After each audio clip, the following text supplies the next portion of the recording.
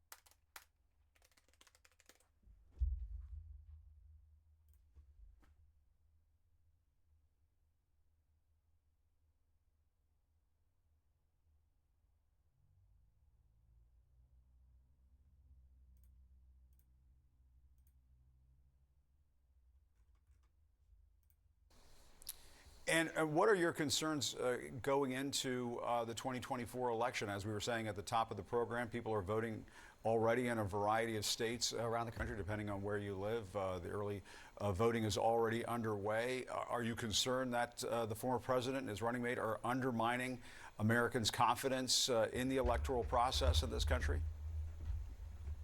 Jim, I'm very concerned. J.D. Vance at the debate was told appropriately that you're here because Mike Pence was willing to follow the law and do his duty. When you have a push for lawless behavior, when you see what happened on January 6th, when you see behavior like Tina Peters, that's a direct threat to our democratic republic. We have a republic because we honor the rule of law. We have elections that award the ballot to the person who gets the will of the people. The idea that you won't respect elections if you lose is antithetical to a democratic republic. And the fact that clerks like Miss Peters were willing to go on a very dangerous and illegal effort to try to prove something that wasn't true, that harms the public confidence in elections. So we're at a precarious time. We need the rule of law, and we need to make sure that we hold this election fairly. All right, Colorado Attorney General Phil Weiser, thank you so much for your time this morning. We really appreciate it.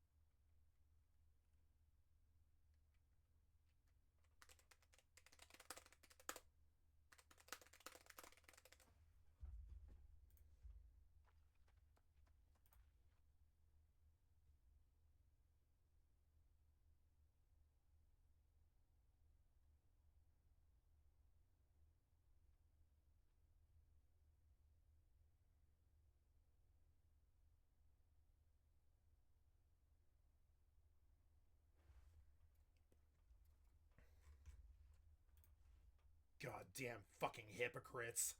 I knew bowing down to that worthless ass corrupt justice system, worth nothing at all, worth nothing at all. I knew bowing down to it was so fucking stupid. I should have just ran from them. I should have just ran from them. If they're gonna let this motherfucker walk after 34 fucking felonies, I should have just ran from them. The Department of Justice is a goddamn living joke lie. Fucking goddamn living joke. Fucking DOJ.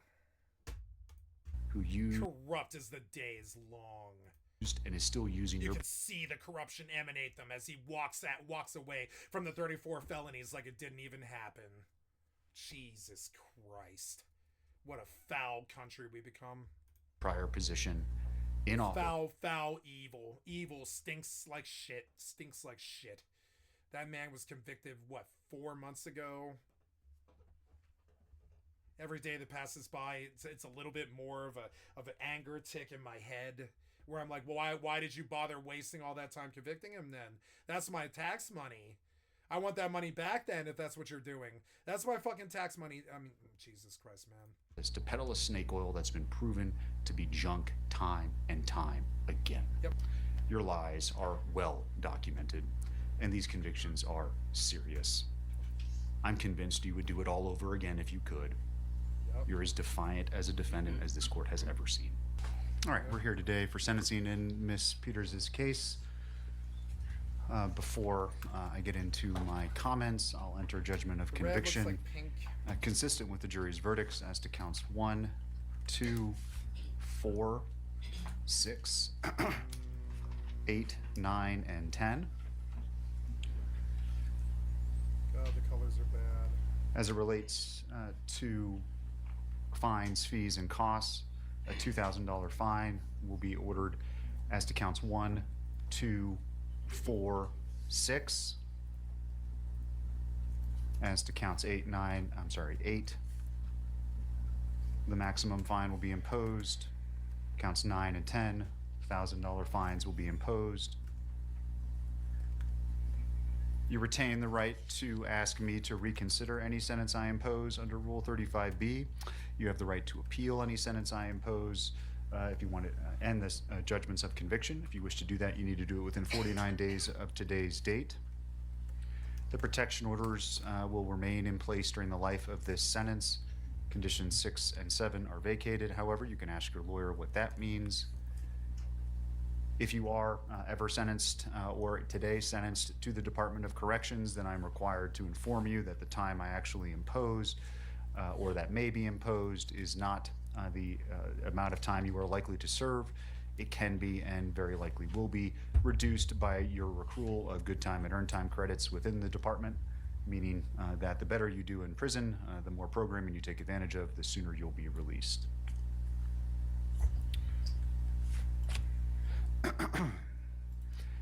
I want to circle back to the request from earlier today in terms of the motion for a new trial based on a Brady violation. To the extent I needed to make findings on that today, I'll note that 1, the motion could have been filed weeks ago. 2, the information generally was known to the defense prior to trial, perhaps not the specifics, but enough to have at least mustered some questioning of witnesses at trial. Oh, yeah, And 3, that a Brady violation is one that generally involves, almost exclusively involves, the withholding of exculpatory evidence that may be used by the defendant in a case. When looking at such a violation, the court looks at that type of evidence with through the lens of a defense attorney, not through a prosecutor, such that it's not the prosecutor's job to determine what is or isn't exculpatory. It's the defendant's job to make those decisions.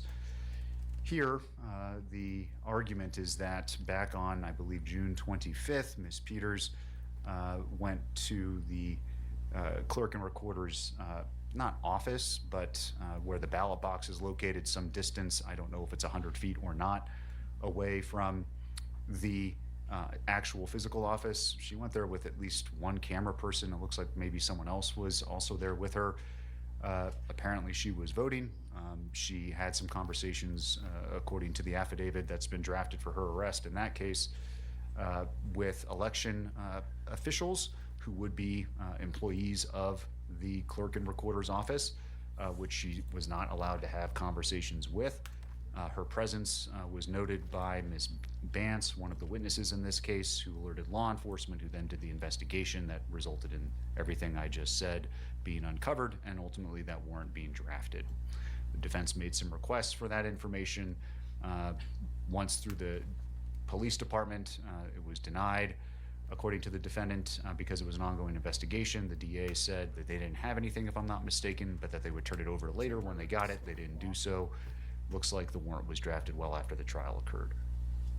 So it is well settled that for the purposes of discovery, evidence that could be used to impeach a witness, motivations, the like, would fall under a Brady type of requirement to be disclosed.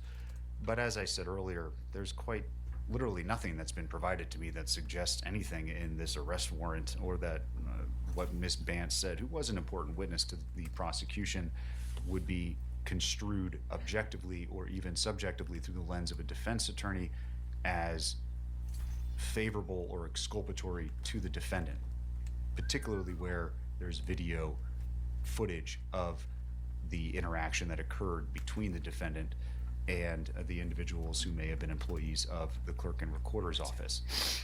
So Ms. Bance's mere reporting of the same to law enforcement is what it is, and certainly in any event, to the extent there was exculpatory value to it, as the case law says, it was incredibly minimal and could not undermine the confidence in the verdict.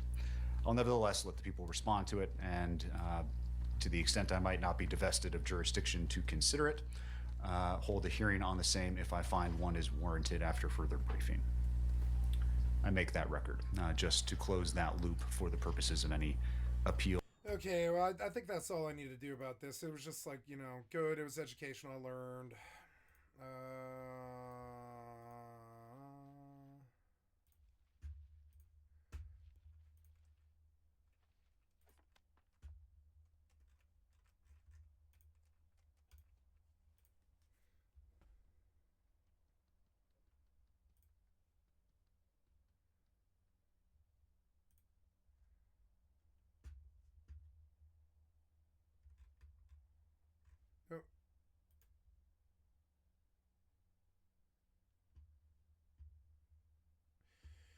Trump's secret meetings with Putin exposed. Crazy dating stories and viewers' confessions.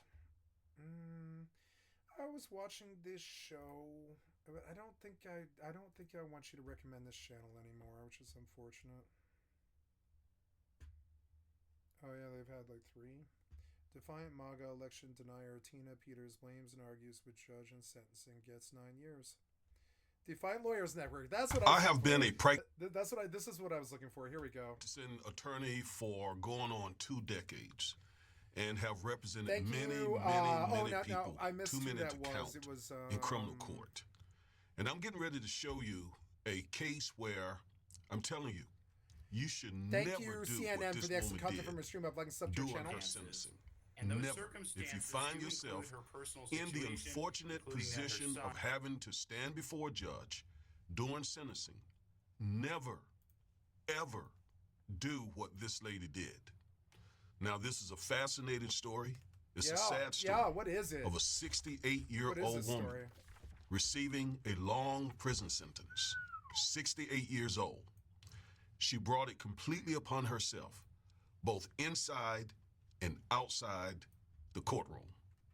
Now, we'll get into this and explain to you what I'm talking about. Okay, so before we get into this, please go over to Amazon.com, grab a copy of my book, Education and Justice, so that you'll have a tool in your possession. I wish I could buy it. I don't have any money. On how you can help your African That looks good. I wish I could read it. American son come through public schools and get the very best education that he can get. Because I'm warning you, the public school system It's not too good. mistreats African American male students. do. And you need to know what to do about it, and you'll find what that they out do. in this book. All right, so this story concerns this woman, Tina Peters, a MAGA election denier. Anybody who's been to She public school basically knows believed Trump. She believed Especially the big lie Ebonics. that the election had been stolen from Trump. And she was a clerk, so she was in a position to try to prove that the election had been stolen from Trump. And exactly what she did to try and help Trump prove that is what she was ultimately found guilty of. So I'm going to play you some video here in just a second, but I want you to see what the woman was accused of doing. So at trial, she was convicted of helping an outsider, Conan Hayes, a former professional surfer turned technology wizard, to gain unauthorized access to one of Mesa County's Dominion machines in May 2021. Remember, Fox News had to pay Dominion machines a lot of money for defaming the company. Remember that? I mean, a lot of money. Oh, yeah. So this woman, she helped this man, Conan Hayes, capture county passwords and sensitive data about Dominion's proprietary software that showed up 3 months later at an event questioning the results of the election hosted by Mike Lindell. That is this guy, the so-called Pillow guy, the founder of the betting company My Pillow, who is a prolific purveyor of election lies. This was reported by the New York Times. All right, so she basically allows someone to gain access to the election data for Mesa County in Colorado. And for that, she was found guilty, and she received a long prison sentence for her participation in trying to prove that the election was stolen from Trump. But it's what she did in court during sentencing that made things so much worse for her. She would have gotten a much lower sentence, maybe not even sentenced at all to prison. But the way she behaved in court, don't do that. Don't do that. And as an attorney, this is what I saw when I looked at this story. Other people are just, laughing, or they're angry about what happened.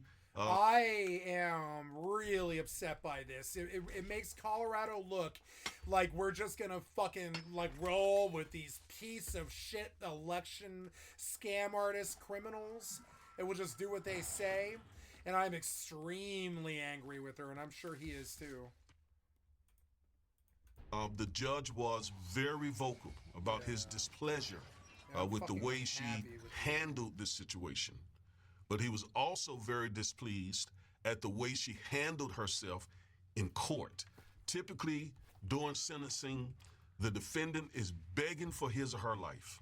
I mean, begging. We're putting forth, I can't tell you how many times I've been in this situation, because typically trials have two phases, the guilt and innocence phase. And then if there is a guilty verdict, then you go into the second phase, which is the sentencing, right? And during the sentencing, it is full stop trying to keep your client from going to prison. You throw everything you can in front of the judge. You typically need to show remorse. You need to show that you're sorry for what you did. You don't need to try to relitigate the case, because at this point, the judge has your freedom in his or her hand. So you should be humble. You should be begging for your life, especially when you're 68 years old and you're facing all this prison time. But that is but you're not a criminal, what this and you're woman did. unrepentant, and This is the real story. You try to kill your country, and you think this is because of your MAGA tribalism or something? No, you're a criminal. You belong in jail. So let me play this video for you, and you'll see for yourself. I bet that judge is with a heavy heart. Republican. I bet that judge is Republican. He sounded like it. That I hear He looks like it. the But maybe he's a liberal, maybe. I don't know. vile accusations and the anger levied against me for what I did to serve the people of Mesa County. Oh, please. Maintaining my innocence You did is not serve disrespect for the law. I respect the jury verdict based on the evidence that they were allowed to hear. There's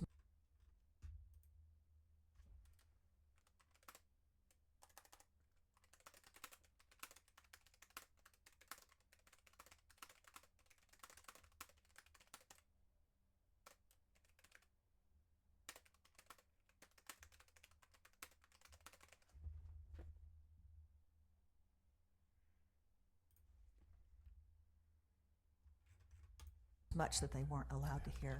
All right, I'm going to move along. So she's starting out wrong. She's starting out wrong. Wow, she is completely starting this thing out completely wrong, maintaining her innocence, relitigating her case. And then she said to the judge, I respect the jury's opinion based on what they were allowed to hear. They were not allowed to hear a whole lot of evidence.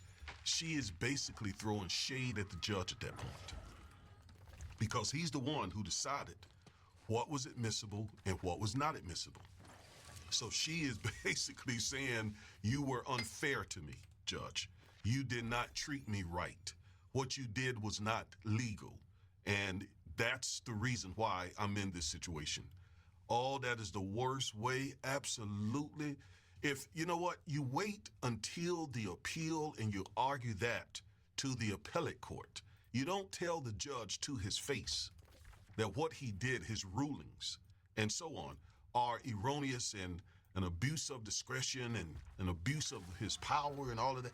That is not the time to do that. Right now, you need to be begging for your life, showing some remorse, and so on. But it gets worse. Watch this. Ma'am, Sorry? I'm not going to let you Okay, go that's on fine. about things that are completely irrelevant to the sentence. is No, it's not. I've let you go on enough about this, but the votes are the votes. You still didn't answer the question. If this is my ballot and I put it in the machine, whatever it tabulates is whatever it tabulates. No, it doesn't. It changes. You're not letting me finish. Okay, Whatever please. it tabulates is whatever it tabulates. My hand vote, my ballot remains the same. They counted those ballots. I Did they understand. not? I understand what you're saying, Did Your they Honor. count the ballots? No, the ballot images were changed, and that's what the total shows. Okay, I'll move off of this because I can see that I No, would you're encourage to read lying. the report number 3. I've read them, ma'am. You've read all of them? I've read those reports. They were given to me at some point, I believe. Good, good. Well, so you know what I'm saying is true. All right, let me move on. It's not funny. My life is on the line here, Your Honor. No, you're the one who's making this. Your life is not on the line. This is 9 years. You are being entirely hyperbolic and crazy. You're making mountains out of molehills. You've lived your life. You are 68. It is not your life. No. It is not your life. You will be 70. If you die in prison, you die in prison. But if you don't, you probably have another good 20, 25 years. This is not your life. It's not even 1/10. It's 1/10 of your life. Do some math. If a human lives 100 years and you go to jail for 9, what percentage of this was your life? It was 1/10 of it. Allegation that one, It's I think not is an funny, allegation. and two, that I It know is it's an allegation. Like, true. You're saying that as if I believe you, and I did not say that. Okay. That is why Alright. I made the sound, because it's insulting to me for you to just put that in a record in front of all of these people that I believe something to be true. Okay, and I apologize for that, Your Honor. That wasn't my intent. I do apologize for that. It gets a little fiery when your life is on the line, and I apologize. your life is not on the line. What are you talking about? You have white hair. You have lived your life, and you used it to, at the end of your life, to fucking try and kill America. I mean, you don't have a life anymore, but yeah, I mean, like, well, you got a life, but I mean, like, yeah, you don't have a life anymore. You have a prison life. So wow. Yeah, you're just bad. She's You're standing fucking there bad. doing You're fucking sentencing. criminal. She's already been found guilty by the jury. Jesus The case is Christ. already. My kind of crime makes me look so good compared to these people. The kind of crime that I did, I'm like this little, like, harmless mouse compared to these terrible dragons that breathe fire and try and kill our country and all this shit. I don't feel so bad about myself anymore. I don't do things like this. I'm just not a criminal like them. I've never been. They do really bad stuff that hurts America and stuff. I didn't do anything that really hurt America that people didn't ask me to do. Everybody I ever sold drugs to asked me to do it, you know? It's Been the worst thing that I've done, I'd say. Litigated. There's nothing that she can say at this point. like I didn't go subvert some kind of terrible Trump nightmare for people based off a lie or anything like that. I didn't go try and like sink our election system so that we never trust anybody in the election system ever again. I didn't do nasty things like this B word did. Oh my god. To the judge to get past that guilty verdict. And instead of standing there and pleading for her case and showing all the reasons why, he should not send her to prison. She ultimately does that, but it's too late at this point. The judge is sitting there now offended, insulted, that she is accusing him of doing things, untoward things. And he is exacerbated. I mean, at point you can count the numbers, you can count the years being added to her sentence. Just because she's standing there Like defiant. totally reliant and defiant. Totally defiant. Yeah. She's standing there. That's not what you do to a judge. Like, okay, I was not stupid enough to ever step in front of a judge and be like, I am so sorry. I'm sorry to waste your time. I'm sorry to waste their time. I'm sorry to waste my public defender's time. I am sorry that I ever I was ever here. I used to tell him, like, please do not think that I'm like all these other people who don't care. I am sorry that this wasted so many people's time, and I don't ever want to be here again. And every time I was there, I said that. And eventually I meant it, but it took me a little while, you know? But then, you know, but I was just bad, I guess. I was a young outlaw type, and I just didn't really get it out of my system right away. But, like, eventually I did. At the age of 39, I got out of it, and I paid my debt to society with fucking 7 years of nasty probation and drug tests and fucking, you know, court dates and fucking, you know, jail, a lot of jail, like about 50 days of jail. Like city jail, not county. But yeah, and no, not 50, probably about 20, yeah, like 25, something like that. But yeah, I didn't count.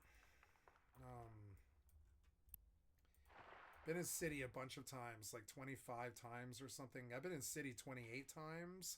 So you could call that 28 nights in jail plus the 13 in counties. So yeah, what is that? That's yeah, I can count them. I know because I know what they were. 31 and yeah, I'm sorry, yeah, 28 28 charges, 28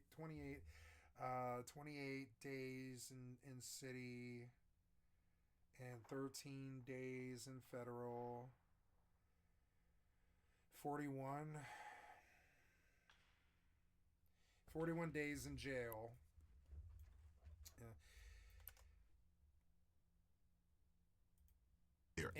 And so yeah, every single time that I saw a judge, I was like, I am so sorry. I'm so sorry. You know. Arrogantly with pride. I have too much pride. I love this community. I never really harmed this community, not until they asked me to. All. And then eventually I did. I harmed the community at the end, and they were going to put me in jail, but they were like, no, you're in a madhouse right now.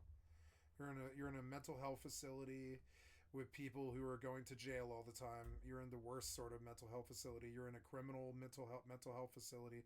And they're like, that's bad enough. We're not going to take you to jail. In service. And they were right too. It was bad enough. It sucked. It was like it's like I couldn't go anywhere for 2 years. It was house arrest essentially. And they were like, we're happy with that. They were like, we're happy with that. They were like, you were going to need to do something because you violated probation and got high when you shouldn't have. But they were like, where you are in life is bad enough. They were like, you know, you could tell the judge didn't want to hurt me any more than I already was, because even my probation officer went out of the way to write something for the judge to let them know what my life actually was, that Amanda tried to kill me, and you know, and for no reason, and that I've been living on the streets for 7 years, and that I never missed an appointment and never like fucked him around, and I only did violate once and all this stuff. And he was like, he's the best client I have, and he was right, and it was true, you know. And thank God for that, or they probably would have put me in jail for 10 years.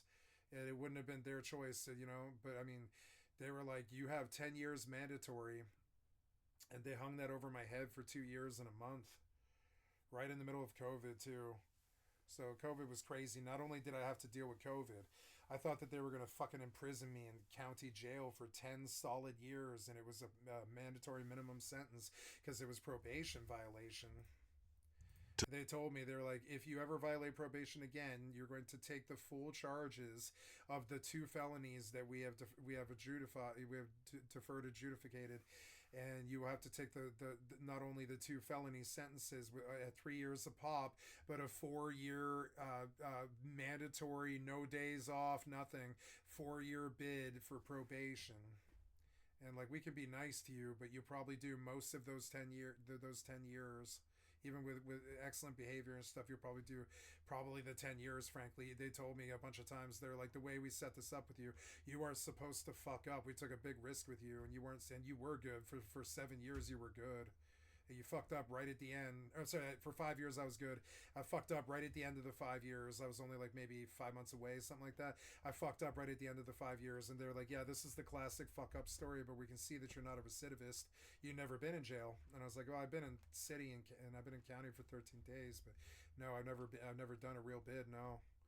And they're like, okay, we're going to be nice to you. And I was like, well, yeah, I act this way because I want you to be nice to me. And I'm sorry that I waste your time like this. And having done all of it, having done the 7 years of probation, paid my costs and paid my victim fees. Well, they let my victim fees go, thank God. But like, Jesus Christ, like, you know, because it was a lot. It was $13,000 and I never harmed a living person. I never broke anything. I never did anything. They wanted $13,000. And we went to Jeffco and we were like, look, I haven't had a job in 7 years. You've been fucking chasing me for 7 years. I can't get a job like while you're drug testing me once a week and shit. And when I did, I paid you and all this stuff. And I was like, and as it was, I did pay $3,000 in victims fees. It was so annoying. Like, and then they were like, no, you can just let it. We're gonna just let it go. We're gonna apply a special case because you are on government disability for Asperger's, and we're gonna be nice to you. You don't have to pay your victims fees because there was no victims. And I was like, yeah, there wasn't any. There wasn't any victims. I didn't harm anybody. To Donald Trump. I really shouldn't have done any time. It was all just bureaucratic bullshit. I didn't harm anybody.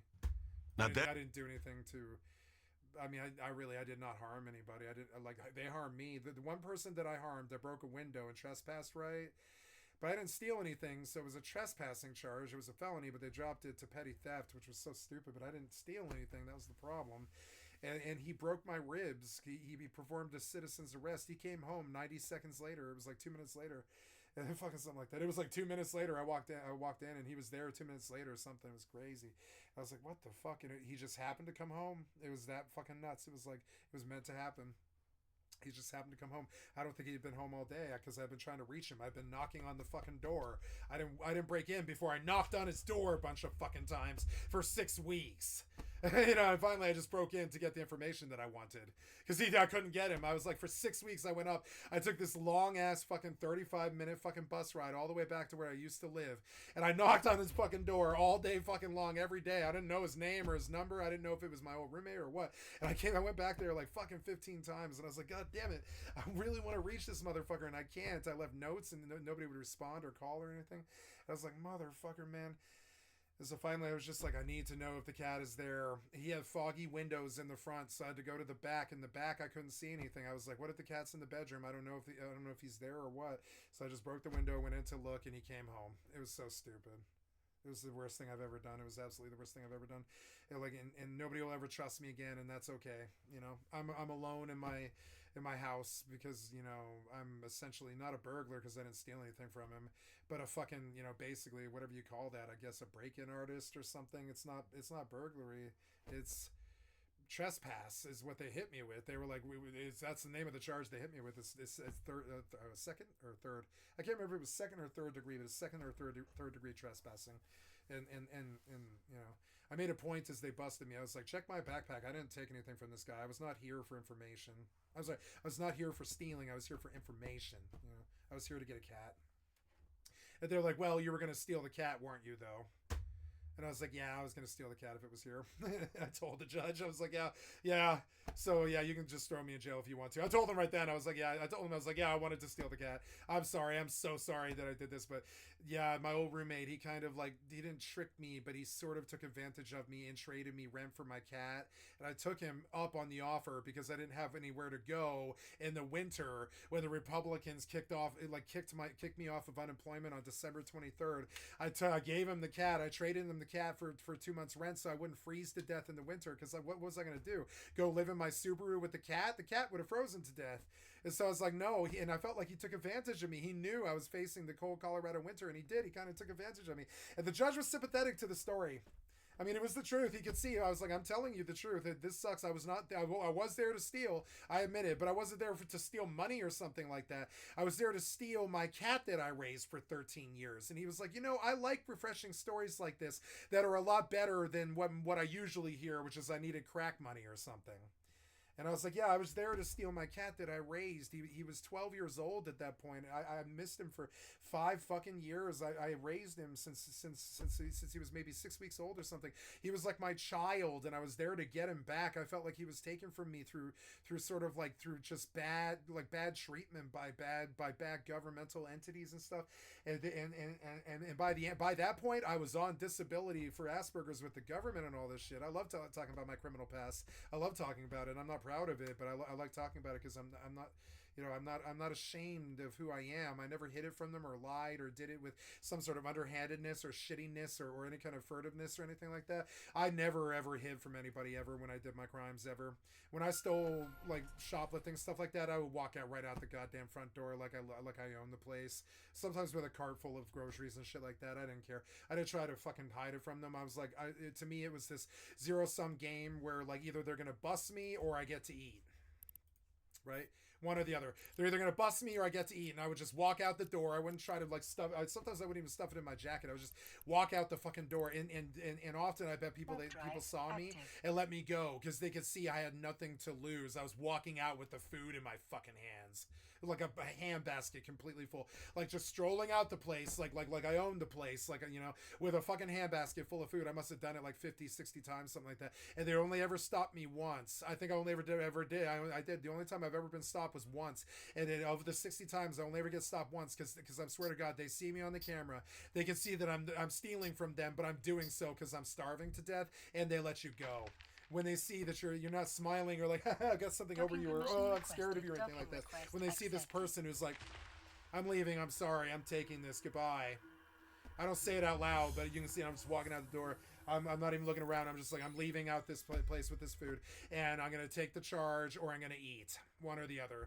You ever actually almost starve to death on the streets? It's actually kind of crazy. So then everything's a zero-sum game. You're not doing it because you're, like, fat or like you like food or you're greedy or you're selling it or something like a bad criminal. You're doing it because you either get the charge or you eat. And I must have done that 60 times, or I stuffed my jacket probably 4,000 times, something like that. One of those two things. And, like, I'm not proud of it, but I mean, like, most of the time I couldn't get a goddamn job because they had me on a deferred adjudicated felony when I was 17 for possession of ecstasy.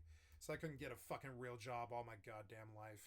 And that was on Equifax. It's still on Equifax. Anybody can look me up. They can see my criminal record. They can see. I'm sure my criminal stalker fucking did. I'm sure they did. I'm sure they looked at my record and they understood I'm not lying. You know? I'm sure they did. Yeah. So I have nothing to lose. You know?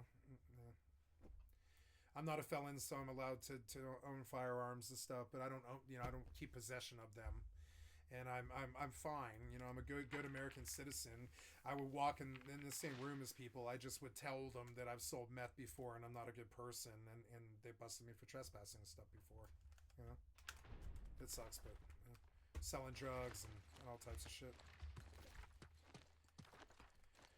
So, yeah, and so now, as a criminal, I look at these people, thumb their nose at the judge, and I did so much less than these people in morality-wise. I was getting high.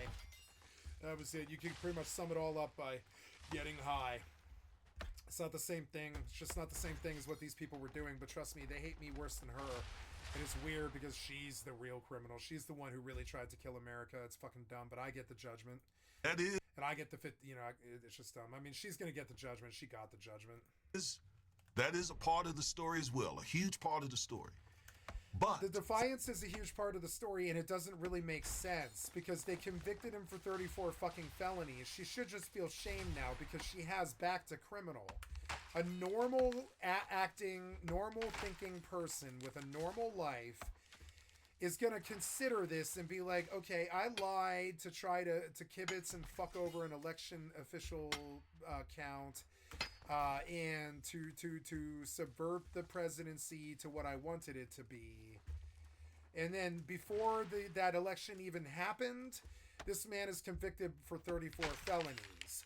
So not only did you lie to get him in and fuck your career and you deserve the 9 years, but not only that, but before even the election happens, Trump himself catches, the president that you lied for catches 34 felonies by rights with a jury that's probably half Democrat, half Republican, I guarantee it. That's how the lawyers work. It's a jury that's half Democrat and half Republican.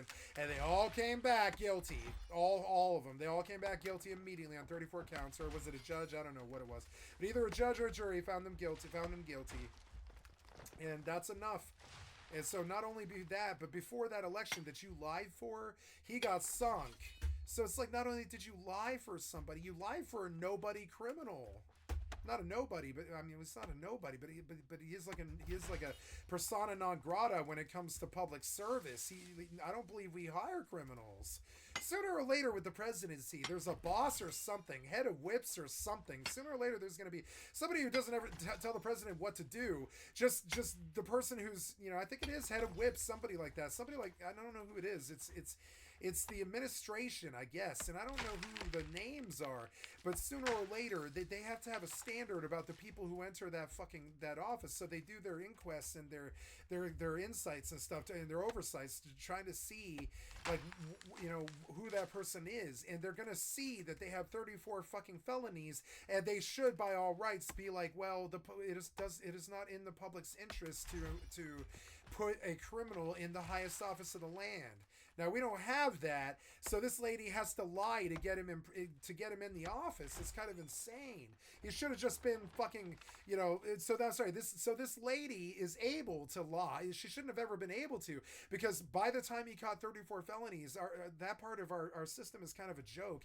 We should have definitely disqualified him. That's what normally happens when you get convicted for 34 felonies.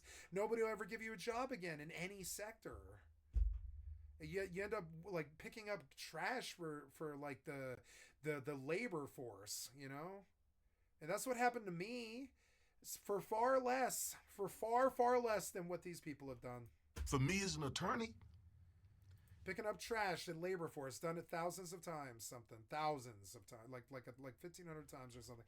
I've done like 1,500 days at labor force or something like that. I got the stack of fucking paycheck stubs to do, and I kept all of my paycheck stubs through my whole life because I've always really secretly fucking thought that the society wanted to impose imposter syndrome on me.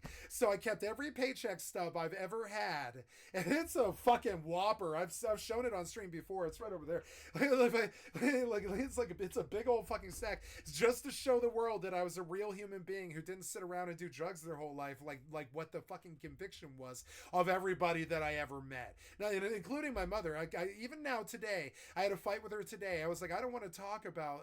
She was like, these things you write for your stream are amazing, and I was like, yeah, and I was like, yeah.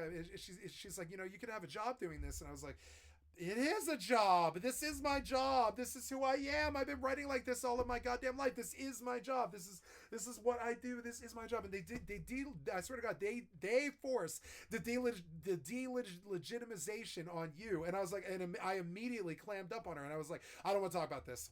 And she was like, I'm trying to give you a really nice compliment. And I was like, I don't want to talk about this.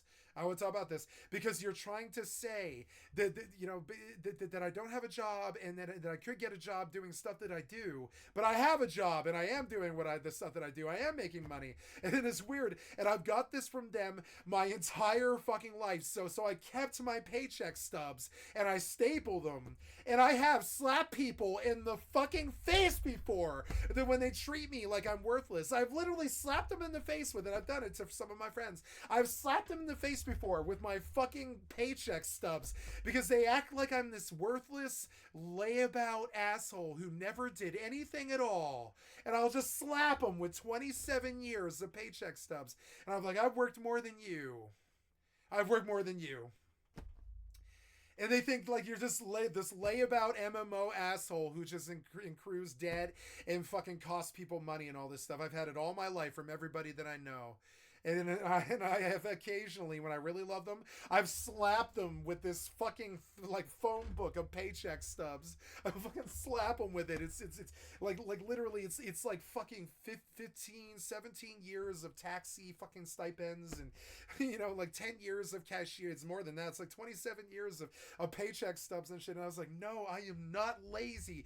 I just have an MMO addiction. It's different. You just don't know what the lifestyle is. And I'm not appreciative of the fucking judgment. I'm not. And so then when I added crime on top of it, most of the people in my life, they don't ever say it to you directly, but you can see them act like you're worthless. They act like you're worthless. And I'm like, I don't know. I think the stone that the builder refused shall be the head cornerstone. And I think it's the swan and I think it's the white swan story or whatever. The swan and the, what is it? The swan and the duck or whatever. I forget what that one is. What's the swan parable, right? It's like, or the swan and the duckling or whatever, right? No, you just didn't see who I was ever. It doesn't change the fact of who I was. And it's weird because I have now caught pretty much everybody still doing it to me. They just, because I committed so many crimes, I have like 28 charges, because I was a kingpin. But they forget that I was also a taxi driver for 17 years. I was like a delivery driver for 4. I was a fucking cashier for 10. And I mean, I started working and I was out of the house I started working at the age of 14, and I was out of the house by 16. Now you can say because I was a druggie and that I like MMOs that I'm this lazy piece of shit or whatever, or act like it, or judge me, or call me fat or anything like that. But no. I think I actually lived, except for my mother or something like that. Yeah, my mother is definitely not, this is not true of her. But I think I lived 10 times the life of everybody else around me. And yet they treat me like I'm this, like I have this. No, they don't treat me like this, but they act like it. They don't treat me like it, but they act like I have no social credit. And this is what causes imposter syndrome in the kids, because social media just sort of magnifies this sort of like disregard. I want to call it like disregard. They don't care when they didn't care when it happened. They don't care when a man breaks your ribs and then some cops throw you in the back of a paddy wagon and bounce you around like a soccer ball for 90 minutes while you scream like a tortured slave. They don't care. Not my family, not anybody that I know. None of them care. They don't care about the hardships of other people. They don't care about it. They never went through anything like that. They think it's like some crazy story or something like that. They don't care. So when you go and tell them, it just makes you feel like, well, why would I tell you anything at all? Why would I, they don't care about the 7 false assault charges. They didn't come to the court dates. They didn't fight these people. My aunt stood with me, and she did care. And I love my aunt. She's a living fucking saint. She worked at the food. She's kind of lady to work at the food bank for 20 years. She is such a wonderful woman. But trust me, they don't care. They don't care that you live. They don't care what you eat. They don't care who you are or what you do. As long as you don't break the law or piss them off or break something that they own or steal from them. They just don't care who you are or what you do. It's something really weird about society. They're too obsessed or something like that. Now they might be obsessed with you when you are what they find fascinating, and you might have the Billie Eilish attention or whatever, right? But it doesn't change the fact that they don't truly care enough not to bully her or treat her badly or anything like that. Even then, they still don't care about you truly. It's this behavior. And so finally, I just had this sort of, it's some kind of epiphany or something, but I don't know how to describe it. It's like becoming woke, but it's not though, because to me, becoming woke is waking up and understanding that your government doesn't love you. But I woke up in the respect that I understood that no one ever will really care. Even the ones that love you still will only live their own lives. Nobody ever really truly cares. Now, they might love you and spend a lot of time with you and be with you every day and stuff. That doesn't change it. They don't really care, though. They don't really care. I don't think they really care what happens to you or anything like that. Which is why cheating is so rampant. It's why theft and cheating and election interference and all this other stuff is so rampant. I don't think most humans care about treading over any lines at all. And so when I understood this, I was like, I don't want to be around them anymore. That's the real story. Now, they saw this in me, and they saw the resignation, and they saw the willingness to blow up the building, and they saw the reason why, and they saw the justification, and it was valid. And they saw this in me, and they freaked out. Everybody did. They put me in the mental health facility over it. They were like, we see that you have been victimized by fucking everybody for no reason for so goddamn long that you basically could wage some kind of jihad war against your own people, and it would be justified. I've had a case manager say that to me before. And they're like, but you don't, and because you don't, we're going to help you. It was like that. They're like, we see what these people have done to you. My case manager, I made her cry like 13 times or something like that by just telling her the truth. It sucks because she's like leaping through the paperwork. She's like, what's this one? Oh yeah, that was when they made me do 45 days worth, which was 45 times 8, whatever. That was when they made me do 320 community hours, community service hours for what was it? It was I don't remember. I think it was... that was what I had to do over the stolen moped. It was receiving stolen goods. But they busted it down to petty theft, and they made me do 320 hours of community service. I had to show up every fucking Sunday for 8 full hours for whatever that is. I mean, you know, what was that? I mean, it was a long time. I don't even... like a year or something? For buying a moped. And the women cry when you tell them the story. You're like, yeah, I lost 320 shifts or whatever it is, or not 320, but 320 hours divided by 8 is 32 divided by 8 is 4, right? So yeah, it's 40 days. I lost 40 days of my life because I bought a moped from someone. That'll make a girl cry. I lost 40 days of my life. I had to get up at 7:30 in the morning and go home at 7 o'clock at night and clock like 12-hour shifts for a long time. It was like, I don't know, 8 or 9 times or something like that because I bought a moped off some liar. I lost like many days of my life. And they're like, why? And I was like, I don't know. It was $200. We brought the blue book in. They wanted to give me a felony for that, receiving stolen goods, fucking felony for that. But we brought the blue book in on the fucking moped, and the judge is like, yeah, I'm just dismissing this kind of thing. He was like, no, I'm not going to dismiss it. I'm going to give you community service, but I'm not putting you in jail. No. And he was like, this moped is worth $200. He was like, get out of my court. I'm giving you 320 hours of community service because this owner really cared about his moped. But like overall, like, you know, fucking get out of here. It's $200. Get out of my court. That was the attitude. He was like, get out of here. This is a joke. I can't believe we even waste your time about this. This fucking moped's worth $200. That was his attitude. He was like, why are you wasting my time with this? This is like less than shoplifting, basically. He was like, what the fuck? Everybody was like, what the fuck? I was like, well, yeah, here's the blue book. I don't know why you waste my goddamn time like this. And on top of it, they were punitive about it. They were like, okay, well, here's 320 hours of community service. Don't ever do this again. Like, it could have been felony fucking Grand Theft Auto as far as we're concerned. And I was like, okay, I understand that point. It could have been felony Grand Theft Auto. What do you know about it? You weren't there when I received the moped. I understood that point. I was like, yeah, I guess it could have been really bad Grand Theft Auto, huh? And he was like, yeah, we consider Grand Theft Auto on this one. The owner wanted Grand Theft Auto, but all you did was buy it. And he was like, and when I showed him the blue book, which was $200, they were like, oh yeah, no. Because she could have mitigated. No, we're not going to give you a felony and put you in jail. We're just going to take whatever that is. We're going to take 9 days of your life or something. Mitigated her circumstances.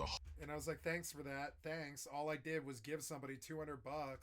Thanks for that. Whole lot.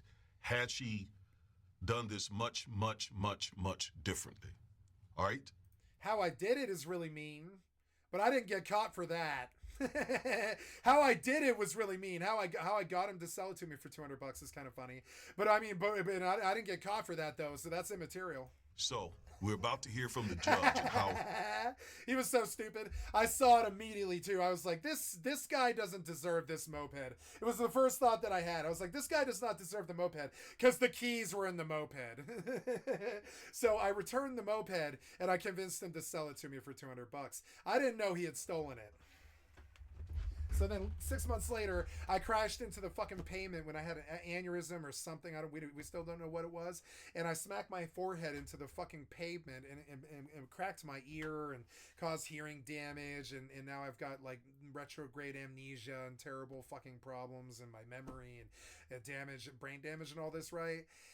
And like, but 6 months later, I bought that moped and rode it like a king for 7 months or something like that. And 7 months later, I wrecked the moped and I woke up in hospital jail. And they're like, "You stole this moped." And I was like, "I did not."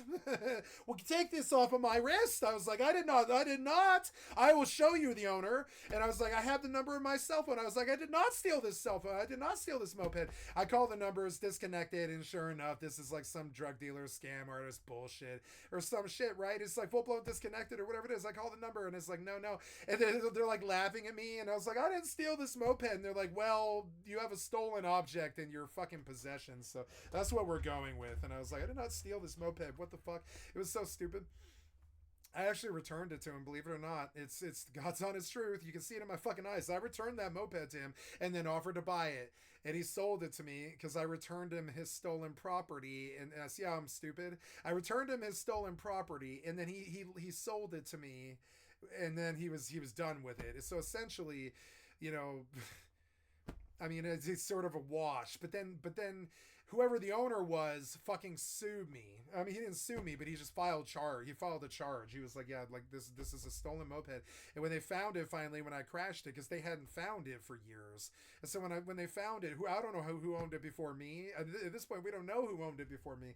So I don't know who owned that moped. And you want to fuck me for life and put me in jail for 10 years on over a $200 moped? I'll call you the worthless piece of shit injustice fucking assholes who are ruining the system and killing my country. Exactly, right to your fucking face that you are. I mean, you tried to ruin my life over a $200 fucking moped, fucking put me up over a felony, give me probation violation, fucking 10 years of fucking, you know, fucking full-blown mandatory minimum sentencing over a $200 moped that I paid for. No, you're a fucking bullshit-ass fucking miscarriage of justice. That's what that is. I will not call it anything different than that. And the whole thing was like that, and that's what the judge says when what the judge said when he let me walk. He was like, "Yeah, here's some community service. This is one of the worst cases we've ever dealt with, and it took some time and money and all this stupid shit." And it was like, "I can't believe I've wasted your time like this. And you just go do your community service, and I'm sorry we wasted your time." And I was like, "I'm sorry I wasted your time." He was like, "This is a $200 moped," and I was like, "Yeah, and I paid for it too. I don't know who I paid. I just some dude that answered the phone. I don't know who I fucking paid, but I definitely paid for it." And he was like, "You know, I believe you." And I was like, "Yeah, I paid it. It's $200. I paid." You know, like, God damn it. I was a drug dealer. I was making like between $1,000 and $3,000 a day. That was shit to me. I paid the $200. I'm dead serious.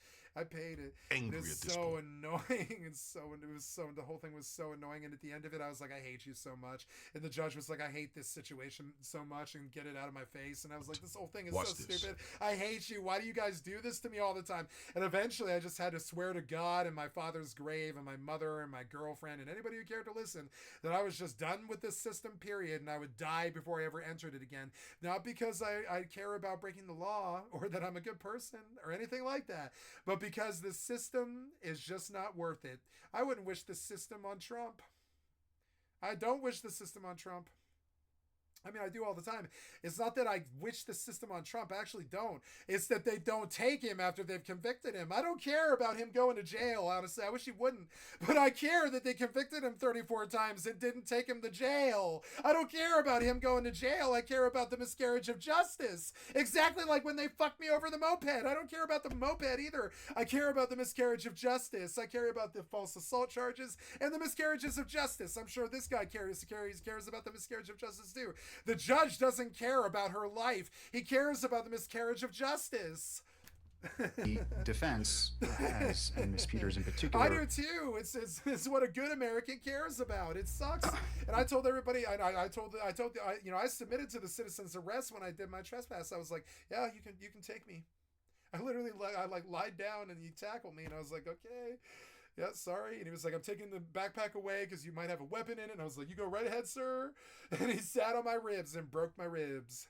I was in the most pain I was in my life. But I still let him do it because I don't like miscarriage of justice. I don't want to fucking hold up this guy that I just victimized. I'm not a bad person. I don't want to hurt him. I was not there to hurt him. I didn't know that guy or anything like that. And this is often the case. But they still held 10 years over my head over a broken window, essentially.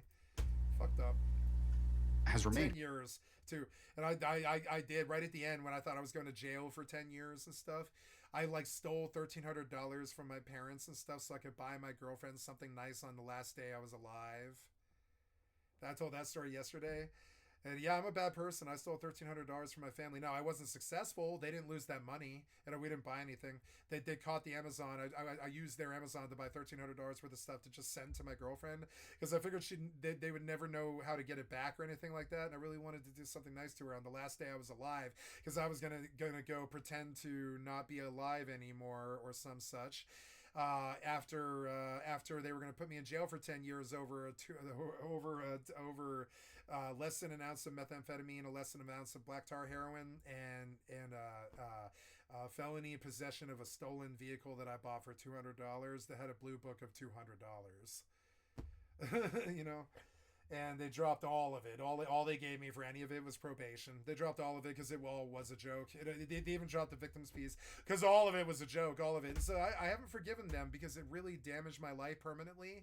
It hurt me so bad. It ruined my life, and I lost the woman that I loved, and it destroyed me. I'd love to sue them for $100 million because they really did sort of tortiously destroy my life.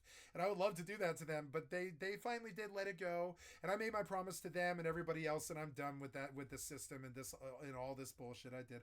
And we got our resolution. I think in the end it's a good story. But I would still blow up their building for what they did to me.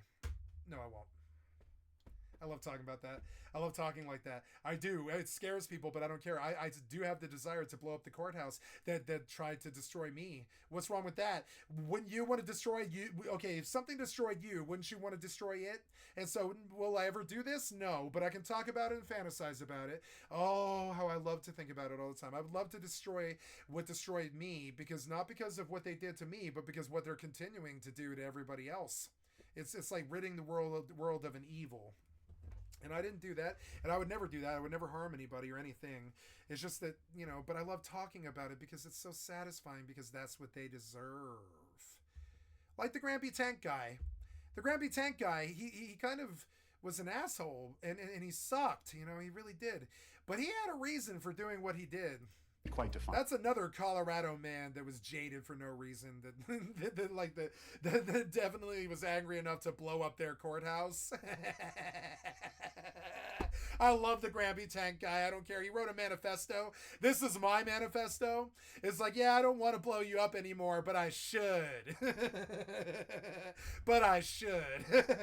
I think even the judges would agree that work in the courthouse that I should. No, they wouldn't agree, but they would be like, yeah, we kind of do owe you. I think the judges that work in that courthouse would agree with me that they owe me at least an apology or some kind of comeuppance, because it's kind of insane. They ruined my life so goddamn badly when I was so young for no reason. And then they kept doing it for so long for no reason. For no reason. Which is her right. But certainly not. God damn it. For her lot today. They gave me, let's put it in a much more easy to understand fucking sentence, right? They gave me way more cruel punishment than I deserved. After your lies are well documented. Your lies and are these well convictions documented. are serious. I'm convinced you would do it all over again if you could. You're as defiant as a defendant as this court has ever seen. You don't have those histories of drug and alcohol abuse. There's no lifetime of trauma, not even close to the type of mitigating circumstances I would see from many folks. See, here he's trying to explain to her that you are this privileged, proud, defiant, arrogant woman. You don't have the typical issues of people who are sitting in that very chair and are begging for their lives because they have substance abuse issues. They were raised in very bad neighborhoods and bad families and mental health issues and all of those things that we share with the court during sentencing, during the punishment phase, to get sympathy from the court. She has none of that. And in addition, again, she's very arrogant, very defiant. I mean, she is I'll just leave shit. basically accusing the judge of doing illegal, unconstitutional things. Now, if she feels that way, that's fine. She will have the opportunity in her appeal to make those arguments. She will have that. She will get that chance. Now is not the time for that. So this judge is angry. He's teed. All right, let's go back. Who sit in that chair. No, to the contrary, Ms. Peters, you are a privileged person. you are as privileged as they come. And you use that privilege to obtain power, a following, and fame. And to be sure, there's no doubt in my mind that that is exactly what you wanted, and it defies all sense of common sense to believe when you suggested to me a few moments ago that you didn't want this attention. No, you crave it, ma'am. And there is no one in this courtroom who would consider that to be anything other than the absolute truth. There are many things in my mind that are crystal clear about this case.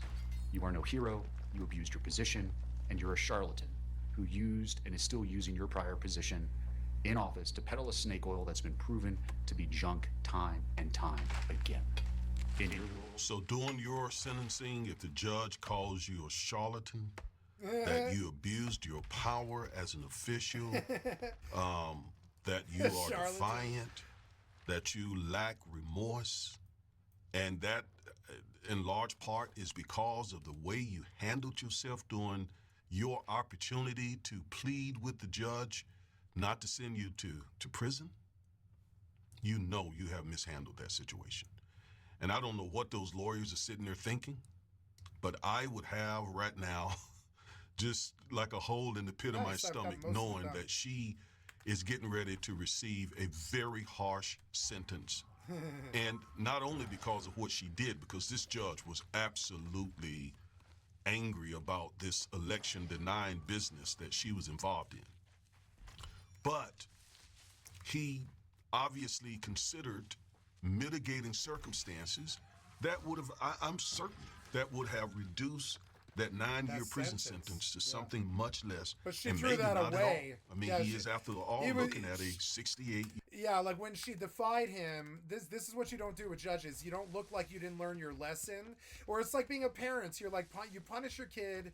They set the house on fire. You caught it. You put it out. And you're like, no, you were playing with matches. I got to punish you. You can't ever do this again. And so you spank the kid.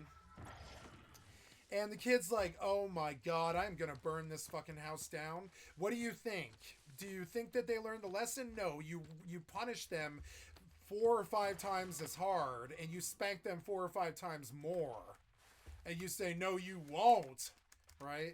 And that's what the judge is doing. It's the exact same thing. You don't go up in front of the fucking parents after you made your my bad, my boo-boo or whatever, right? You don't go up to the fucking parents and say, say, haha, I'm gonna burn the house down after this. That's exactly what she did too. She was like defiant. She was like, I'm gonna burn the house down after this. No, you won't. You'll be writing letters in prison to idiots. Trust me.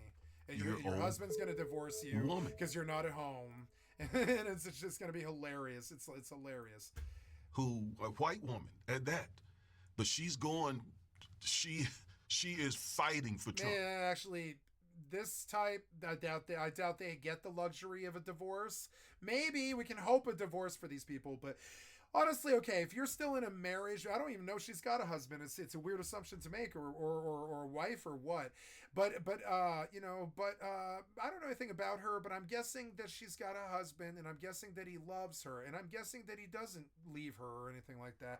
And that's frankly sad, because she's done something else to their marriage too. Not only did she fuck up and try to kill the country, she also tried to fuck up and kill the marriage by being gone for 9 years, for being a constant monetary sap for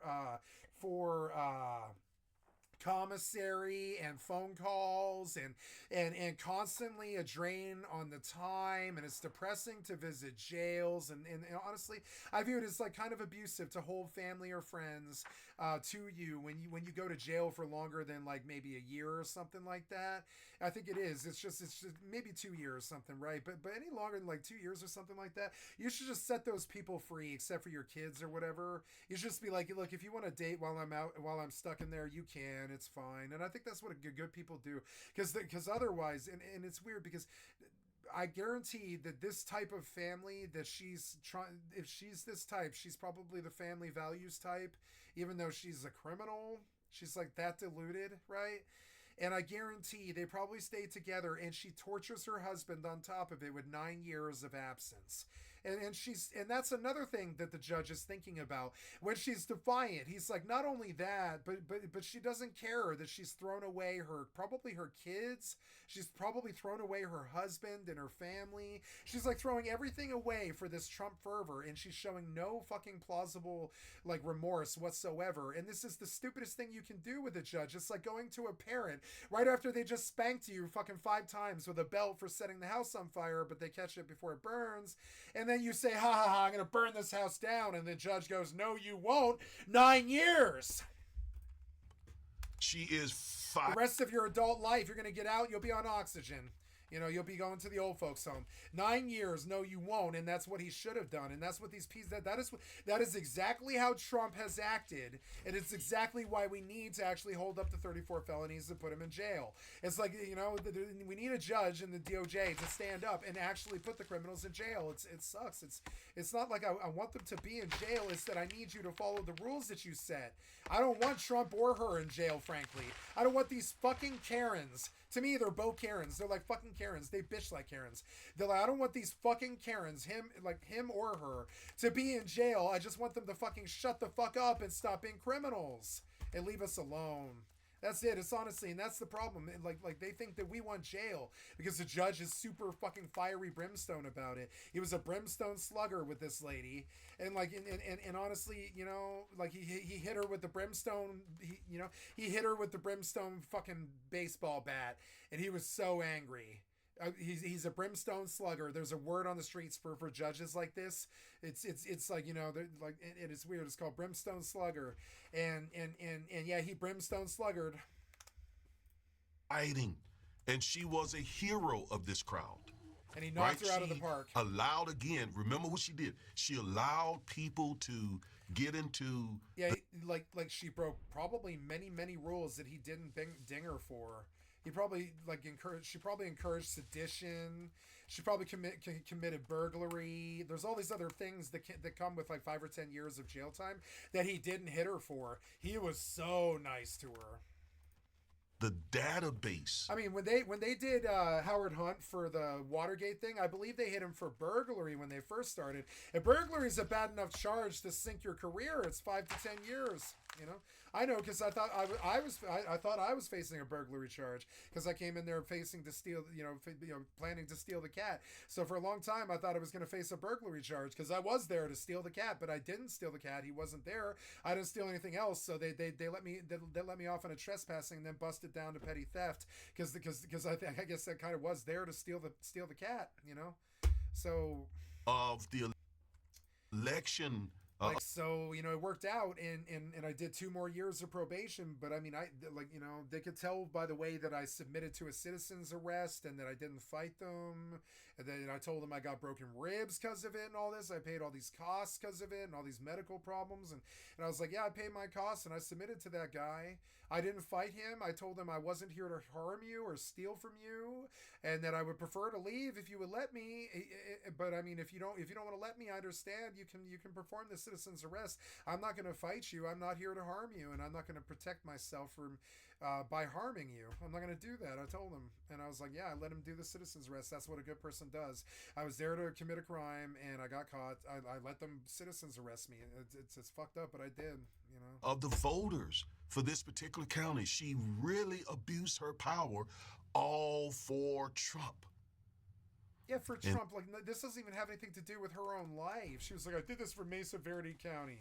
No, you didn't. You damaged Mesa Verde County. They're never going to trust election officials in Mesa Verde County ever again. You incredibly damaged. And trust me, at the end of the 9 years, she will be repentant, because she's gonna be in there for 9 years thinking about how badly she tried to damage her own country. Trust me, that's all she's gonna think about, is how badly she tried. And by the end of the 9 years, she's gonna come out with the crocodile tears, and they're gonna interview her, and they're gonna be like, why did you do this? And why did you back this idiot? He had 34 felonies. She was like, I don't know. I thought for 9 years about it. I don't know why I did this. I realized what I did to Mesa Verde County and Colorado. And trust me, this is what they always are like. After like 5 or 10 years in jail, they come out and they're like, oh my God, I can't believe how horrible I was. It takes the jail for them to understand. They have to have something.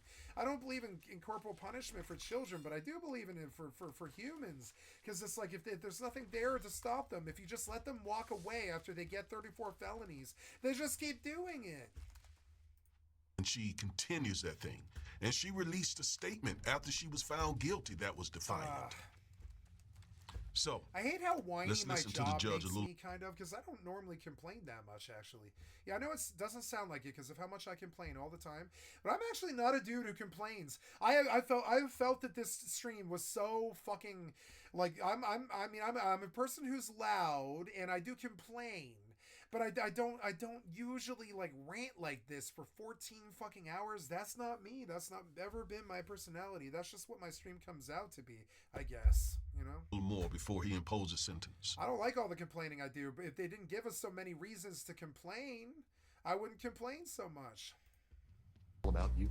If it was just happy-go-lucky video games and everybody was happy and we had like an Obama president or some such, or even a fucking Republican president who just didn't do anything, who just, you know, like, I'm fine with Obama. I think he got healthcare done.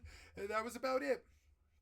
Biden didn't really do anything while Obama was in, and the bank crisis was fucking horrible. But that was Bush's mess, and the bomb fell during right as Obama stepped in. But I mean, that was Bush's mess. It took 10 years to build that bank crisis. It did, and then it happened. And you know, I long for the times when things were simple and boring. I don't want to put Trump in jail. I don't want this Karen to go to fucking jail. I just want them to shut the fuck up and stop acting like criminals. And I want, and if the system wastes all this time and taxpayer money on busting them, then hold up the charges then, or don't bother busting them. Don't bother running a news cycle about 34 fucking felonies if you're gonna let him walk out of the courthouse. Just don't bother. But at bottom, this case was. It sends us on this emotional fucking roller coaster. I don't care about sending him to jail. I think he tried to help America. I don't care. I don't want to send him to jail. I just want him to shut the fuck up, stop being a criminal, stop lying, and leave us alone. Just like her. And that's what's going to happen. Well, if it takes a jail cell to get it, then so be it. But honestly, if he had just shut the fuck up long before January 6th and let it be, I would be fine with him. Your corrupt conduct and how no one is above the law. No one in this country has I don't support him or absolute anything power. he says or does, but like, you know, but I'm fine with him. It's the Republican Party. We've always been fine with them. I would be fine with you if you didn't try to do election committee fucking bullshit theft and lies and obfuscation and interference and stuff. If you guys hadn't done that stuff, I wouldn't call for you to go to jail, you know? God damn it. Your position as a clerk and recorder, a constitutional position, does not die. I can't help but to think when he says no one in this country has absolute power, I can't help but to think that he is sending that message to Trump. Because remember, the U.S. Supreme Court said that Trump, as a former president, and if he's reelected, God forbid, he will have absolute immunity, which basically puts him above the law. I think this judge was sending a message to Trump and all these MAGA people. No, despite what the Supreme Court said, no one is above the law. I think that's what he was saying to the country right there. Let's go back. And provide you with a means by which to do your own investigation, to not listen to the judiciary, to not listen to the executives higher than you, to not listen to the legislature who sets the law as it may be. This is nonsense. Our system of government can't function when people in government think that somehow, some way, the power they've been given is absolute in all respects. And that's where you fell.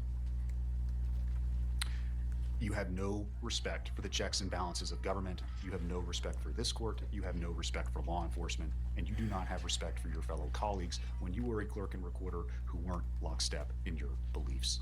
Period. Indeed, just weeks before trial, you were apparently doing what I mentioned earlier, that is, over at the clerk and recorder's office where you're not supposed to be, violating the protection order, by speaking to employees of that entity with your camera crew in tow. What are you, a fucking no streamer qualms now? with- Is sedition not enough for you, or what? You a fucking streamer now? Huh? Are you streaming your sedition? Like, should you be on Kick? You know, should you be on Kick? Violating the court's orders because you're innocent, because you didn't do anything wrong. You were just doing your job. You have no problem trying to kick an officer. Your explanation about what happened is preposterous. It's on video. You have no problem lying to officers. It's happened multiple times. They're recorded conversations. It's just more lies. No objective person believes them. No, at the end of the day, you cared about the jets, the podcasts, and the people fawning over you. You abdicated your position as a servant to the Constitution, and you chose you over all else. Yes, you are a charlatan, and you cannot help but lie, as easy it is for you to breathe. You betrayed your oath for no one other than you. And this is what makes Miss Peters such a danger to our community. It's the position she held that has provided her the pulpit from which she can preach these lies. The undermining of our democratic process, the undermining of the belief and confidence in our election systems. It's not about questioning it. No I one love says this you judge. can't question, you can't ask. It's Colorado completely judges, different. man. I've liked every Colorado judge I ever met. Colorado has good fucking judges. Although I did hear about a really bad one once who gave my friend like fucking, I don't know how many DUIs. But like 5, I think. He like gave my friend like 5 DUIs or something like that. And of course, my friend was probably drunk driving. But I mean, that was a hanging judge. What he did to my friend wasn't very fair. And if you don't I was out understand, in, I can say or do your Canyon City, I believe. Black Canyon City or something? Canyon City? I forget the name of the town. But yeah, I'm Black Canyon or some such. today, that will change your mind. So the damage that is caused and continue to be Canyon City, I caused forget is which just one as it is. bad, It's if either not Black worse, Canyon than or the physical Canyon violence that City. this court I think sees there's both on an of them. all too regular basis. And it's particularly damaging I love when this those Colorado words come from judge. someone who holds a position of influence like you. Every effort to undermine the integrity of our elections and public's trust in our institutions has been made by you. You've done it from that lectern the voting public provided you with. Everything you've done has been done to retain control, influence. The damage is immeasurable. Again, this judge is talking to Trump. He's talking to MAGA. He is letting them know that your intentional undermining Some of us of care our election about process the rules based now. on a big lie care is about them now. unintendable. I care about them now. It is just un-American. I mean, he is letting them have it through this woman. And all the care more about them now. as he witnessed At least her I finally did arrogant care about them. attitude. 40 years later. Like he you know? said, in her mind, she's not guilty. She didn't break the law. She was just doing care her, about them when they don't her apply duty, to me. doing her job, irrespective of breaking the law. So he is teed with her, and he's making a point to all of MAGA across the country. Bravo for this judge. And every time it gets refuted, every time it's shown to be false, just another tale is weaved. So I'll begin by saying I've considered all of those purposes of staying of an execution of a sentence. I've mentioned all of them here generally in my comments already, and I find that a stay of any sentence I impose would be wholly unwarranted. Me All too. cases- So right there, that's important. Unrepentant, so he says, unwarranted. I have considered reasons why I should not execute sentence today, why I should not send you to prison. Right. And he says, and it's based a lot on the way she conducted herself. It would be, and other things, not just the way she handled herself in court, but the fact, he mentioned went that back. she When violated she the broke protective the order protection order, by it speaking was over to for her. She was going to get the 9 years. He workers wasn't that going to she be nice to should her. not have spoken to, and That is had a clear camera defiance. crew with her. So It's he's dangerous. like, she is unredeemable at this point. There's nothing he can do, no mercy he could show her to change her mind, because in her mind, she did the right thing regardless of what the law says, regardless of what the legislature has written in the law.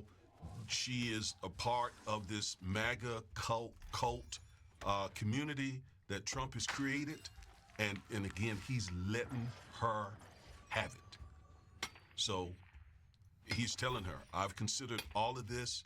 And when you saw her going back and forth with him, I'm sure at that point, that's it. Forget it. Forget it.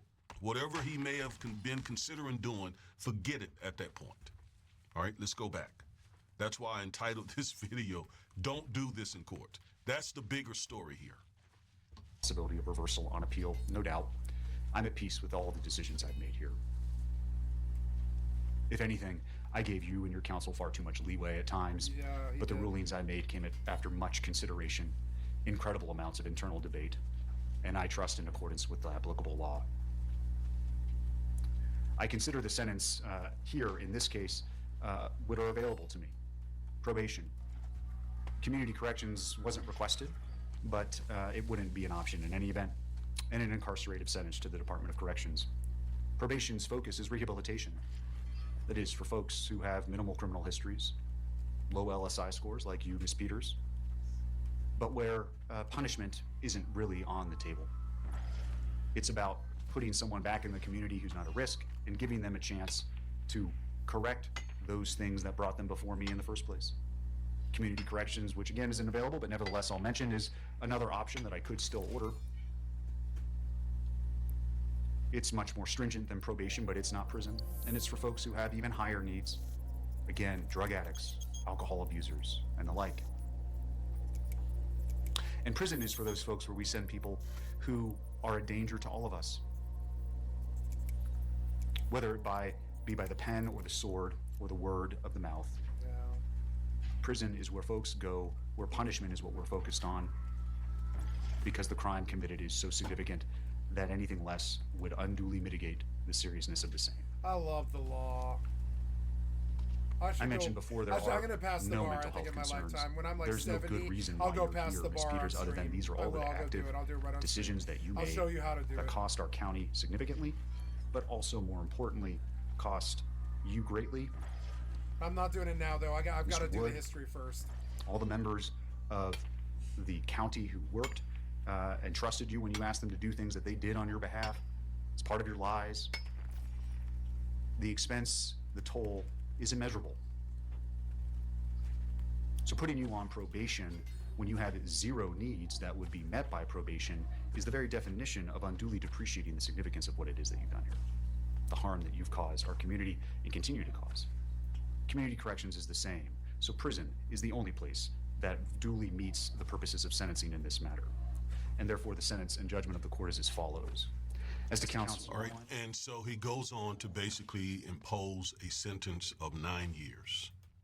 9 years. That's a long time. It is. Now, this is over. Thank you. I'm going to go back and watch something a lot more fun. This was so depressing. But I have a family. Yeah, well, you shouldn't have fucking go to jail. You shouldn't have committed a crime and gone to jail for 9 years. Crazy dating stories and viewers' confessions. Sweet and sour number 3. Donald Trump, J.D. Vance mock Kamala Harris and attack childcare. Criminal lawyer breaks down new info on the diddler. More names. New. Yeah, we could do some on that, I guess. Yeah, let's hear what he has to say. So the things that are gonna come out as I think the biggest name so far to come out is Jennifer Lopez. What did she know? When did she? I never know? liked J-Lo. Unless there's a change in circumstances. I've never liked J-Lo. Oh, that's right. I can't think of a song or a movie you're she's making done friends that I with liked. cockroaches. So And is that everybody your was so nuts for J-Lo, change and I in was like, yeah, circumstances? she's The fact that beautiful you're living in Latina. a hellhole called jail and I've you're seen those secluded before. and it sucks. Welcome to jail. That's what jail's White all people about. are so jail funny. is about making it it's punishment. I mean, it's not meant to be pleasant. Bruce Rivers, he's the criminal lawyer. Bruce Rivers, he's the criminal lawyer. Bruce Rivers, he's the criminal lawyer. And what he do? And it's going Not to say she wasn't beautiful or a really good star. She was. She just wasn't to my taste. I'm just saying.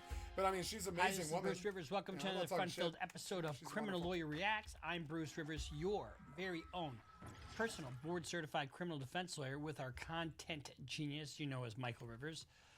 Today we're reacting to just kind of the updated developments on P. Diddy and P. Diddy Diddler, the Diddler. P-Diddler, the Diddler monster. So y'all need to hide your kids, hide your wife, and hide your husband because they raping everybody out here. Before we get to that, let's just give a shout out to our sponsor, eForms.com. eForms.com is a very effective way to use a legal document to protect your interests, whatever it may be, whether it's power of attorney, medical power of attorney, or if you got a grandma in your basement doing all kinds of crazy stuff, you need a bill of sale because you want to sell her apparatus that she uses for her OnlyFans feed page, well, you can do that. eForms.com, very effective way to protect yourself in and out of court and to avoid the high cost of a lawyer. eForms.com. Okay, so what is going on with the Diddler? The Diddler. Why do you disgrace Joker with the P-Diddler? Joker was fine. Freak-offs. Hey, everybody know ain't no party like a Diddy party, so. I think the freak-offs are only a portion of I know he what broke, he's really being charged he with. shot some girl in her spine. But there's all kinds of Oracle. Rumors and Oh no, he does. I think he things does that are rape in going the on with Killing his Joke. case I that think he people does don't know, rape her. so It's fucked I'm up. here to give you the straight scoop. So let's start with the most recent developments. A new judge has been assigned to his case. If you remember when he made his last appearance, the judge said it's going to be reallocated to another judge, Arun Subramanian. This judge is now, they're going to make a third attempt at a bail argument.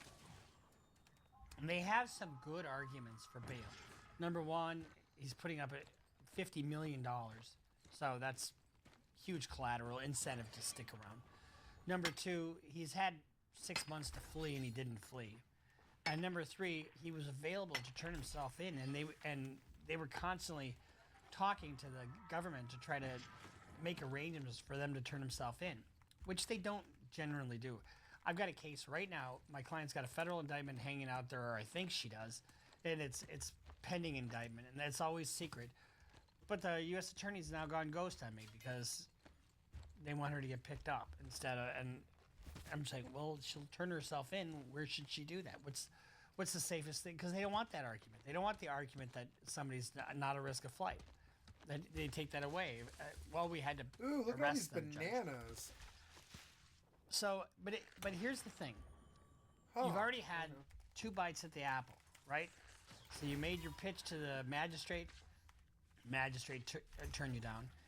Then you appealed that to the district court judge. Now it's been reallocated. So why would it?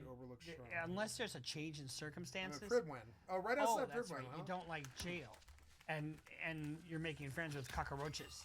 So is that your change in circumstances? The fact that you're living in a hellhole called jail and you're secluded and it sucks. Yeah, Welcome to jail. don't be a crime. That's what jail's all That's about. what jail is about making it not you know, magnet punishment. beds. I mean, it's not meant to be pleasant. So what does he do? So he makes one more pitch to the judge, and here's the thing: unless there's a real change in circumstances, which it doesn't seem like there are, like he's sick or needs an operation or he, I don't know what the circumstances that could change that would change the judge's mind. Keep in mind, another judge has already ruled that he hasn't overborne the presumption, and it's such a case. Oh, I was gonna buy a a mount. condition or set of conditions. I'm still that can, sitting on like a assure bunch his of reappearance season credit and or something. Protect the public. I'm still sitting on a bunch of season credit, I think, actually, and I was gonna buy a mount, right? Yeah, I think I do have like, or well, let's do this first, but I think I'm gonna buy a mount now. Go back to tab. So mount, right? And I want to buy a dire wolf or a lion. I don't think I like the lion, but I think the Blanca looks acceptable enough. 37,000. That's $37. Are you serious? Oh no, no, it's $15, and I have 37. I see. Okay. Yeah, this is what I was gonna spend the money on. Okay, yeah, this is what I was gonna spend this money on. Yeah. Confirm. Okay, and then we're gonna go and then we're gonna go to mount, and we're gonna say Blanca. I was like, no way, this is $37. Equip. Cool. A much better mount. I mean, not much better. But definitely better than that piece of shit horse, I gotta say. Yeah, she's cool in her own little way.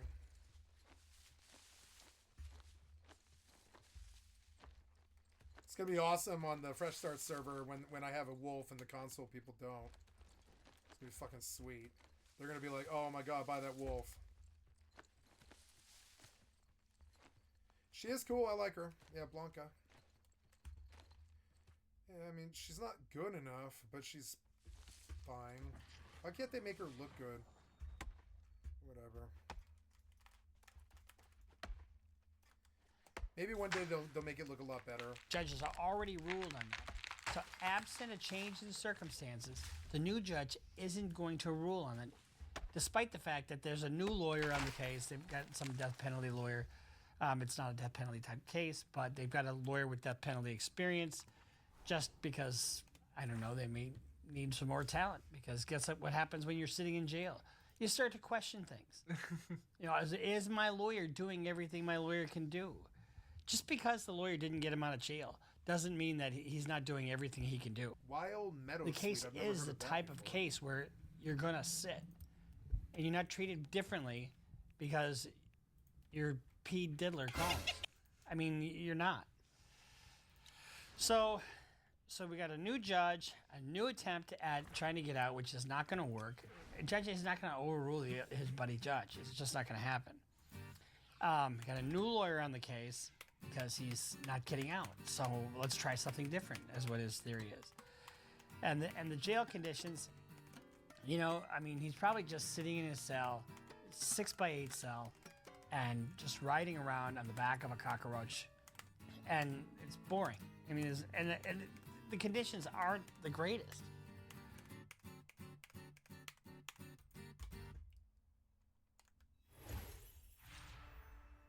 So the things that are going to come out, as you know, I think the biggest name so far to come out is Jennifer Lopez. What did she know? When did she know it? Now, I'm not going to be a rumor monger, and I don't know what Jennifer Lopez knew or didn't know, and whether or not their breakup, you know, between her and Ben Affleck are the results of something she may or did not do back in the 90s. I do like Ben Affleck's comment, though. Parents of divorced kids is for the children to see that the parents respect one another and treat one another with respect. I think you can learn a lot about a man's character by how they treat the mother of their children. In the interview, sort of said, like, you know, it was the pain of the divorce. You can tell the character of a man by the way they treat the mother of his children. But according to News Nation, Ben Affleck was given tapes of Jennifer Lopez from Diddy raids by FBI. But no, according to Suge Knight. The tape show J-Lo's involvement in 1999 shooting, Knight says. I mean, whether Suge Knight said that is immaterial. Really, but I do question, you know, Jennifer Lopez, because she was with and engaged to the Diddler, wasn't she? I mean, back in the day. How are you that close to somebody where you're not aware of some of the shit that's going on? I'd be shocked if she didn't know. So you count on her to be a witness for the prosecution. She's trying to stay as far away from this as possible. And I don't know that I would, you know, hold a candle up to what Suge Knight has to say. And the big connection here is that the 99 significance is in relation to that 1999 club shooting that he was involved in, where a bunch of people died, and she was there. And so that's what they were talking about, is she was a witness. This was his statement. They go raid Puffy's house, and they get all these videos of J-Lo doing this and J-Lo doing that. He said, recalling her involvement in the 1999 nightclub shooting, where Moses Shine Barrow took the fall for the music mogul. And they know the fact that J-Lo lied and said the gun was Shine's or whatever, and sent that man to prison and destroyed his life. And they said they knew it was Puff's. But the guy's already in prison for it, right? I know, but aiding and abetting after the fact. So, you know, we did a video with the more victims and witnesses coming forward. That's going to happen in this case. And we're going to see, and this case is going to grow. It's not going to get It's smaller. going to be amazing. A lot of times when you it is like such a good time to be a fucking React content creator. I'm going to start putting it on my titles maybe. And I'm going to be like, I'm going to say MMO games and React content React content and the MMO lifestyle. And or something like that. I'll just like leave it general and stuff, and I'll just put on the P. Diddy trial, and I'll put on the Trump trial, and I'll put on the election, and it'll be boring when there's nothing going on. But this year is gonna be fucking amazing, and it starts in like 3 weeks too. This year is gonna be so fucking amazing. I love that I can personally profit from the fucking drama. It's actually so fucking awesome. It's like the other way that my life's been for like 40 years. The drama's only ever hurt me. It's only ever hurt me. But then now I think it's time for the drama to nurture me. Because all of that shit happened for no reason. I want this to happen for a reason. I want the drama to make my to just, you know, to help me build a wonderful history for years and years. It's all part of it. I care about this stuff. I don't know why I care about this stupid shit, but I do care about this stuff, and it's fun. It's fun. Damn it! Chop the banana trees easier. Chop them easier. Have a case like this, a criminal sexual conduct case. People tend to get cold feet sometimes. I don't think you're going to have that in this case. I think just the opposite. But you're going to have to question their motives because there's a big pot of money somewhere, right? And who knows if they're motivated by that or if they're telling you a true story. So their story has to stand muster. Now, the other update is apparently Diddy's mother came out and made a statement. Let's see what she has to say. Mother says she's devastated and profoundly saddened by the allegations against him. I mean, it's a long statement. I can read it to you here. Janet Smith Combs, the mother of Sean Combs, through the undersigned counsel and on behalf of the Combs family, releases the following press release. I come to you today as a mother that is devastated and profoundly saddened by the allegations made against my son, Sean Combs. It is heartbreaking to see my son judged, not for the truth, but for a narrative created out of lies, to bear witness to what seems to be the public lynching of my son before he has the opportunity to prove his innocence is a pain too unbearable to put in words. You know, that is one of the things about this high publicity. It makes it really difficult to get a fair trial. And it also puts you on the defensive straight away. Like every human being, my son deserves to have his day in court, to finally share his side and prove his innocence. He doesn't have to prove his innocence. It's up to the government. The burden's on the government. I'm not here to portray my son as perfect because he is not. He has made mistakes in the past, as we all have. My son may not have been entirely truthful about certain things, such as denying that he's ever gotten violent with an ex-girlfriend when the hotel surveillance showed otherwise. Sometimes the truth and a lie become so closely intertwined that it becomes terrifying to admit one part of your story, which means you're not lying about another part, aren't you? Especially when that truth is outside the norm or is too complicated to be believed. This is not a complicated case. This is why I believe that my son's legal team opted to settle the ex-girlfriend's lawsuit instead of contesting it until the end, resulting in a ricochet effect as the federal government used this decision against my son by interpreting it as an admission of guilt. Him paying her off is not admissible in court. It's an offer of settlement. So they can't use that against him. But I do think it's fucking amazing that she files the complaint. It was settled that day. I like this lawyer. Next day, the very next day. She put it in court. Bruce Rivers, I like it. It is important to recognize that none of us, regardless of our status, are immune to fear or mistakes. Not being entirely straightforward about one issue does not mean that the son is guilty of the repulsive allegations and grave charges leveled against him. Many individuals who were wrongfully convicted, later exonerated, had their freedom taken from them not because they were guilty of the crimes they were accused of, but because they didn't fit the image of what the society considers to be a good person. History has shown us how individuals can be wrongfully convicted due to their past action. The problem with this is that it's all on fucking video. They got terabytes and terabytes and terabytes of video.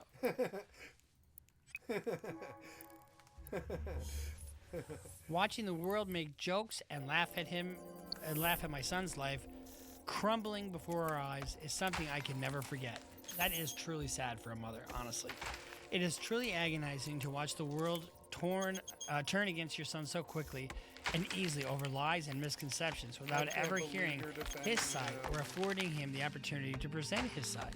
Well, These he's lies had weeks. thrown at him He's are had the weeks. He's had weeks to go do a press conference and tell us the truth. He didn't. He's had weeks. This has been brewing for weeks. What are you talking about? They finally just took him to jail, didn't they? Like, fucking, he's had weeks. Call a press conference and tell us what happened then. You are a liar. It's wonderful to see a mother's love. I'm not trying to downplay how really powerful and wonderful that is. But, I mean, he's had weeks to do exactly what you're talking about. He has not done that. He's been obfuscating. Motivated by those seeking a financial gain and not justice. These individuals saw how quickly my son's civil legal team settled with his ex-girlfriend's lawsuit, so they believe they can... Is Afeni Shakur alive? Is Afeni Shakur alive? No, she died in 2016. Heart attack in Sausalito. That's a good way to go. Rest in peace, Afeni. I love you. Receive a quick payday and falsely accusing my son. The federal government isn't seeking a payday. False allegations of sexual assault thwart true victims of sexual violence from getting the justice they deserve. To make matters worse, the federal government is now using these lies to prosecute my son. The injustice has been unbearable to our family. The worst part of the ordeal is watching my beloved son stripped of his dignity and his baby oil, not for what he did, but for what people choose to believe about him. I ask supporters, fans, colleagues, friends, and public not to judge him before you've had a chance to hear his side. I beg you to think about those who have been wrongfully prosecuted, to remember that not everyone who has made mistakes in their life deserves their entire existence to be judged by a single action or a few minutes. My son is not the monster they've painted him to be, and he deserves a chance to tell his side of the story. I can only pray that I am alive to see him speak his truth and be vindicated. Respectfully submitted, the law offices of Natalie Figures, Esquire. So this raises, an issue of family members of those who have been accused. Oh, I was trying to go there. Guess what happens? You find out who your friends are pretty darn quick when you're accused of a crime. My father, for example, back in the late 80s, was accused of Medicare and Medicaid fraud. He had owned an ambulance company. He also worked as a fireman, and his office partner, or his business partner, was in charge of all the billing. And they had a system set up, and they wound up getting convicted. And rightfully, and then we got a bunch of stuff reversed on appeal, but by then it was too late. Rightfully or wrongfully, whatever happens, whether you believed my father or you didn't believe in him, you learn who your true friends are. And when a mother sees a child, and you know what, and the Diller is still her child. Sean Combs is still her child, and I'm sure she still sees her child sitting in a jail, and that's who she sees, her child. She doesn't see the big media mogul. She sees her child. And it's tough. It's really, really tough when a family member sees another one hurting, regardless of the circumstances, whether it's physical, mental, or in this case, legal. And, give him his day in court. I do agree with that. He is innocent until proven guilty in a court of law. And that means the government has the burden to prove their case beyond a reasonable doubt. And I am not a fan of the slow drip, drip, drip, drip, drip leaking of certain facts. The indictment is public now, so that's going to be public. But the other details about the case were, that leak out, I don't think are appropriate because you want him to get a fair trial. Otherwise, a guilty verdict is meaningless, right? But they did take 1,000 bottles of baby oil out of his house. That is a lot of baby oil. And that just, that makes you go down a slippery slope, if you know what I mean. Literally. So what I'm going to tell you is this. Let's just reserve judgment. Let's let the process play out. It'll be quicker in federal court than it would be in state court. That's for dang sure. Let's see what I had pulled up on my phone. It's 120, so I know you have 130. And let me tell you this about There's this no figure great law sword firm. skin on this And I fucking don't know anything store. about them, so Why? I'm not going to try to impugn their character or anything. I'm not a fan of criticizing the government, as strongly as they are, because guess what's going to happen? The physical evidence, meaning the videos and the corroborating evidence of these victims, is going to come out, and you're going to look like you're going off half-cocked, and that's really for an audience of one. That is for the mother, and that is just for and understandable, but you lose credibility when you sit there and you go down the road of, wrongfully prosecuted and all these other things because you're just doing a public relations tour. You have the A-list celebrity parties, which I don't think he's had in years, to be quite frank with you. But then you have these freak-offs and his other depravity that he does in hotels, and to the detriment of his victims. I think there's a dichotomy there, right? You've got one guy acting high society, and you got one guy acting like Caligula, like I'm in charge, and you're gonna be here for my sick pleasure. And then he shoots somebody. There is a lot there to unpack. So we'll give him the benefit of the doubt because he's not been convicted yet. But the FBI doesn't raid your home and walk away with nothing, generally speaking. So we'll keep following this and we'll keep you updated. We'll see you next time here on Criminal Lawyer Reacts. I am Bruce Rivers with our content genius, Michael Rivers. And Michael, do we have any merch left? Oh, we've got a ton of merch left. Where do you get that merch? Oh You can go no, to CL. Joker 2 was bad. Joker 2 was bad. He quit Bethesda to make a Skyrim stealth archer game. Yeah, this developer quit his job yeah, at this Bethesda guy. I've been trying to Games figure out who this guy was. I watched an interview about him. Yeah, I want to watch that Studios original after interview. 14 years to create his own indie game, and I'm going to be playing through it today to find out if it's any good. But first, who is this ex-Bethesda developer? What impact did he have? I watched his interview. It was so good.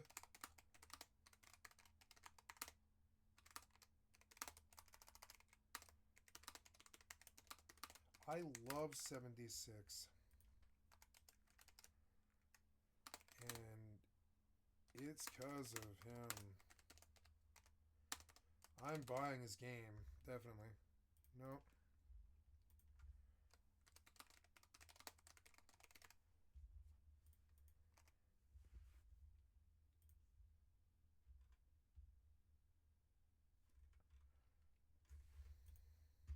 On their games, and why did he leave Bethesda? This is Nate Perkipile, and he Nate Perkipile. That's his name. games, and why did he leave Bethesda? This is Nate's Perkipile interview.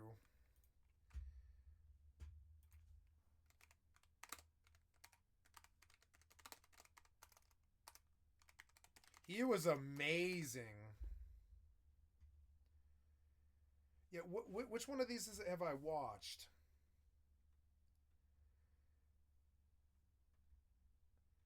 Oh, it was long, I think, the one I watched. Was it this one? I think it was this one. No, it wasn't this one. He was alone, I think.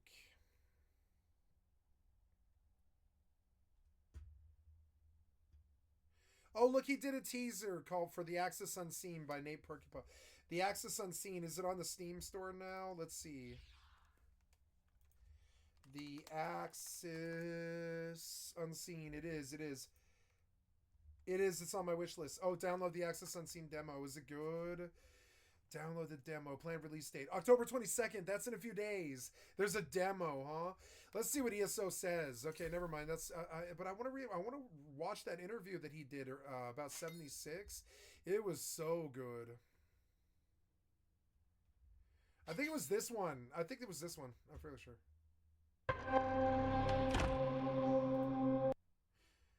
Let's see.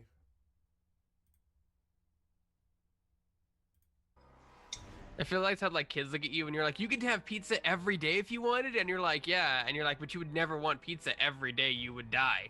So like, but from the outside looking in, you could be like, wow, you get to work on all these Starfield and Elder Scrolls Online games. Isn't that great? And you're like, well, I've been doing it for 14 years. So I think it was this one. Welcome everybody.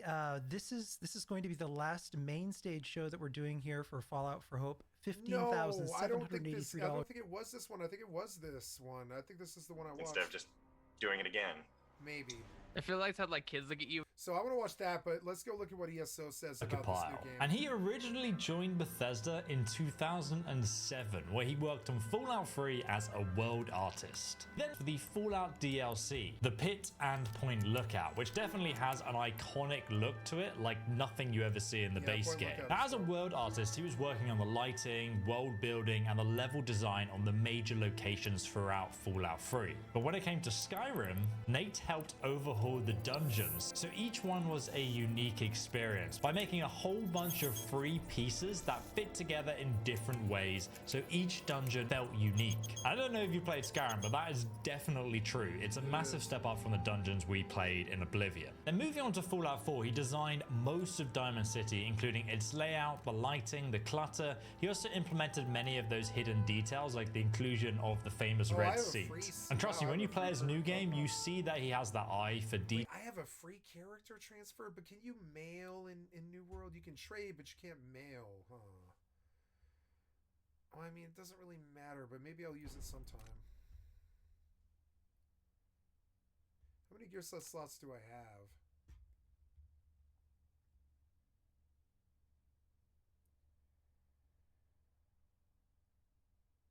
Bundles. Defender of Harmony bundle. The cheapest one is the Keeper with Liquium bundle. Oh yeah, it gives you a bunch of wow, it is a cool set, definitely.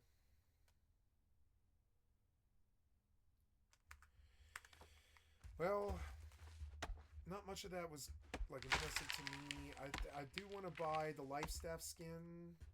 I'm actually struggling with like a desire to like buy anything, so I'm gonna buy the two things in the store that I like, just because, you know, I want to support them right now. I want to support them. Unlock. New balance will be 13.5. That's fine, because I can buy like $5 and do the season pass on the 15th. And I'll probably buy those weapon skill boosters because I want to get my weapon skills up really fast for ECR.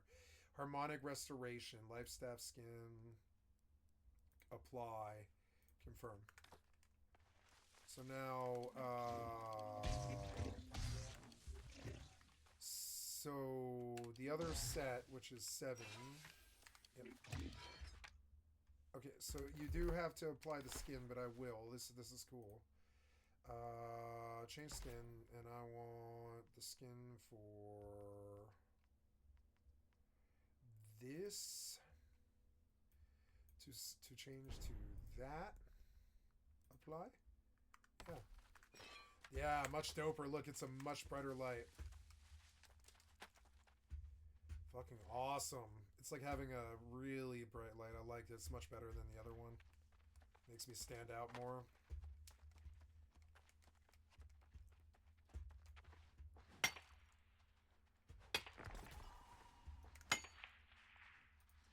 Details. Now at this point he's a senior artist, but when it came to Fallout 76 he actually became the lead artist on that project. And NoClip actually went and interviewed him about the reception of that game and what he did on it. Yeah, I mean that launch, I mean, not to beat around the bush, it was like awful. Like we were like the villains of the internet, like the most hated thing. So that definitely is like pretty tough for everyone on the team to deal with. But I was happy to see that it got pushed. That interview was good, and I can't. The interview was no clip. It's like Nate Perkypile, no clip, is it?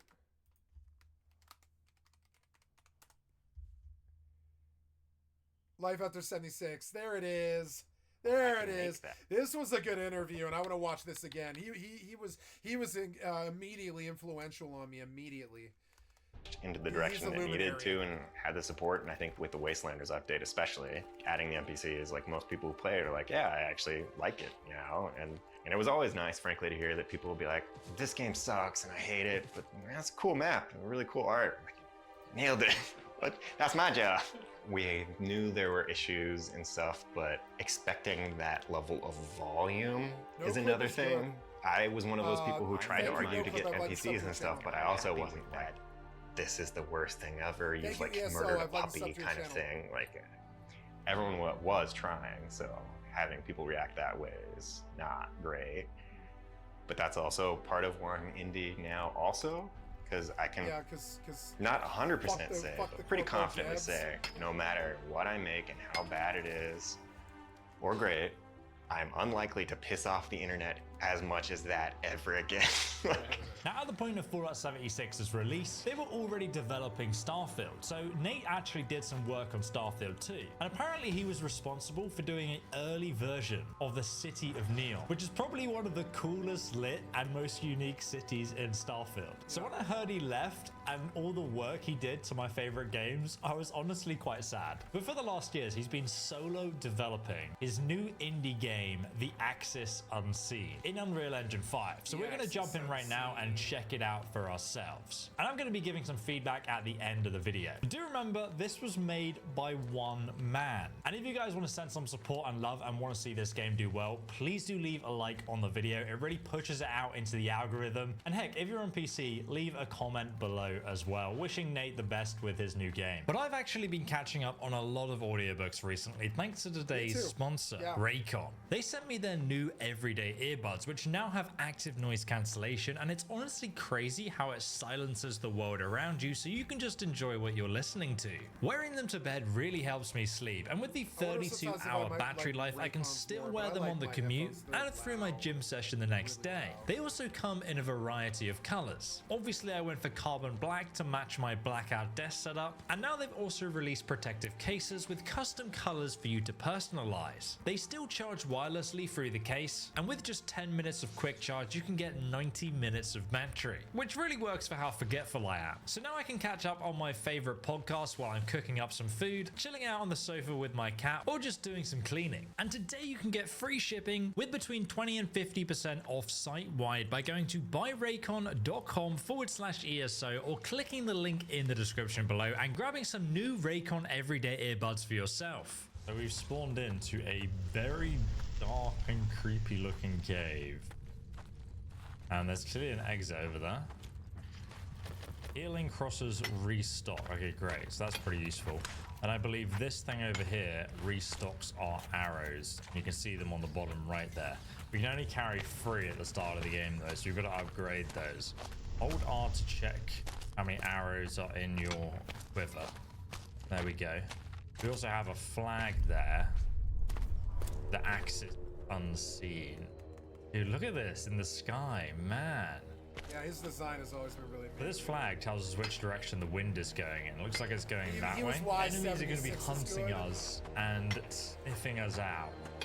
So, god damn it, I need a way to pause this stuff, but I can't. There we go. Thank God. Maybe I can tell the keyboard to do it. Or maybe I can bind something to the mouse. Maybe that's what I should do my other button for, like the play button on whatever's running. But yeah, the next video that we're going to watch after this was the original interview that ESO cited, and it was really influential on me. And I learned that all of the aspects of 76 that I liked the most were actually this guy, Nate Perkins, whatever his name is. Why would you put his name in the title? Nate Perkypile something. Nate Perkypile? Why would they say his name? bit on the map essentially. And as we're walking over the ground here, you can see we've got like quieter footsteps, but we move on to this rocky terrain much louder, and the enemies are going to be able to hear that. We can also sprint, which increases the volume we're going at, and we can sneak as well, which makes us even quieter. But again, we've got to be careful on what surface we're walking on. I love how a Bethesda developer essentially made a stealth archer game, but the best part of Skyrim was like, yep, that's what I'm gonna make. Jesus Christ. Okay, here's... Get wrecked, mate. Basically took this thing's energy. What is it, like a deer or something? I don't know. There's an altar up ahead, which looks like it has a portal, which takes us back to another realm where you can actually level up, and it's basically like a safe sort of home world. So let's go over to this portal and unlock it. We also lock in our energy when we actually walk near the portal. There's some more energy here we can pick up as well. And what is this? Press E to pick up a journal entry. As we're exploring, we're going to find journal entries of the different hunters that have been exploring these worlds before us. And they're going to teach us about the world as we explore. The game doesn't really explain to you anything, so you kind of got to figure out everything on your own. I'm not going to read this particular entry, but you can see, you hear that sniffing? There's some kind of wolf near us. Get wrecked, mate. I'm pretty sure you do more damage with sneak attacks, and you can see the glowing spot on it. That's our arrow, so we can actually go ahead and pick that up and put it back on our inventory, because obviously we only have 3 arrows. Now, I'm not going to go back to the home world yet. We're just going to carry on exploring. And I'm going to head... I don't know, is that south? I genuinely don't have a compass or anything. In fact, the HUD is extremely minimal. But I think these guys can smell me because they're downwind. You hold down the right mouse key, you hold down your bow and charge it up. Taking a lot more damage. Oh my god. Rex. We also have a knife as well that we can use. I'm going to take my arrow back of this guy. You see that deer? It's running away and it's actually bleeding out over there. Oh, that was a shot though. I've actually got no arrows. You've got to be careful because you've got no arrows. You know, you're probably going to die. I'm going to play this.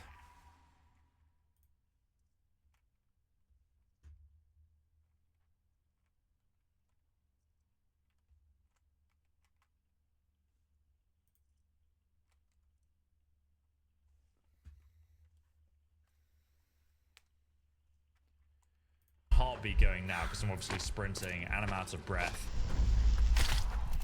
We got the arrow back, so we've got 1 more arrow now to use. Just double check. Oh, I've got 2 arrows. Okay. I think I looted one off the other. God, I wish the arrow, bow and arrow was good in 76. I mean, it is when you put points into it, but it's still really weak weapon for stuff like robots and shit like that. It's like far too weak. I wish the bow in 76 was good. He left before he made it good, and it's annoying. Like, the bow was the only real problem with the game. He needed to make it good with bullet drop and, like, actually make it good and stuff and work on the design, and they didn't do it. And I really feel that the bow was, like, my only real complaint with 76 is good survival MMO RPGs should definitely have like a good bow with good bullet drop. Like I bought Horizon Forbidden West this year, but it doesn't have bullet drop on the bows, which is so stupid. It doesn't really make sense. And so like, and so I didn't really like it. Like I liked Horizon before I ever played Hanzo because I didn't know how important bullet drop is for bows. But now after playing Rust, I'm like, oh, but this game sucks though. Like Horizon Forbidden West does not suck, but the arrows there's not bullet drops, so the game's sort of frankly boring. It's like every shot hits, and it's like frankly boring. You know, that's how I feel. It could have been way better. The action's still really good, and it's an interesting game, but it suffered from the arrows not being good. You know, it's like just wasn't good. You know? I hope in the third one they do bullet drop on the arrows. Elk. I killed earlier. I can see like some kind of hut down there, so I want to go and explore that. And as we approach it, I do want to take care that we're not attracting any enemies. The wind direction's over there. So, because is it upwind from the enemy that I think they're going to be able to smell us? Now, the good thing is I'll be seeing the enemies that can smell me and are coming towards me. So that's going to be pretty useful. There's another body here. Maybe we can get some more lore. Oh no, this is a shrine. So when it has this symbol, it's the same symbol as we saw with the arrows. And what it does is it actually upgrades the amount of wooden starting arrows. So now we have 5 arrows as our base amount, which is really helpful. Because basically it means you can take on bigger foes because you've got more ammo to deal with them in a fight. Oh, we just picked an arrow off the wall here as well. That was just sitting there. And there's another arrow upgrade. So now we've got 6 arrow upgrades. And another journal entry here. Now I'm not gonna read this here because I can hear something nearby. Haha, get wrecked. I think that was a sneak attack because we killed it in 1 hit, whereas the other one could definitely see me. When you get those sneak attacks off, oh my god, Jesus. Get the heck out of me. Oh, okay, that hit me, I think. Let's go ahead and use our Q button, our little relic there to heal. Interestingly, we hit it in the face with an arrow, but it didn't do any damage. The creatures are pretty dope. Like, they're very, like, reminds me of, like, Lovecraft or something. You can also hear, like, the music when the enemies actually spawn in.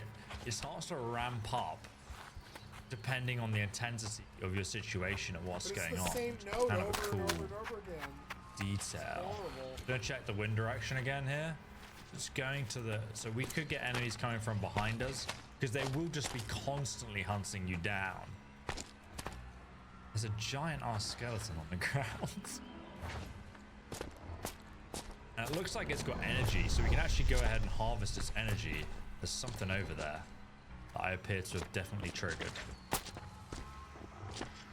One of the other weird decisions about this game is it literally has no textures. Oh man, I missed. What do you mean, no textures?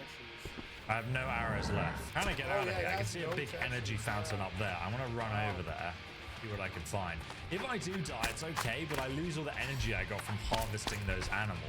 You know, it makes me quite fascinated as to what's going on in this world and what these hunters left behind. There's a giant energy reservoir right ahead of me here, and another portal that we can go back to the home world with. So I'm going to use that in a second, but I want to kind of walk over here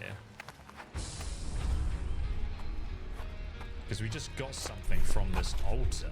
This power gives me the ability to sense when something is nearby. The tattoo will flare up and make a sound whenever something is detected. This power shuts off when my heart rate is high.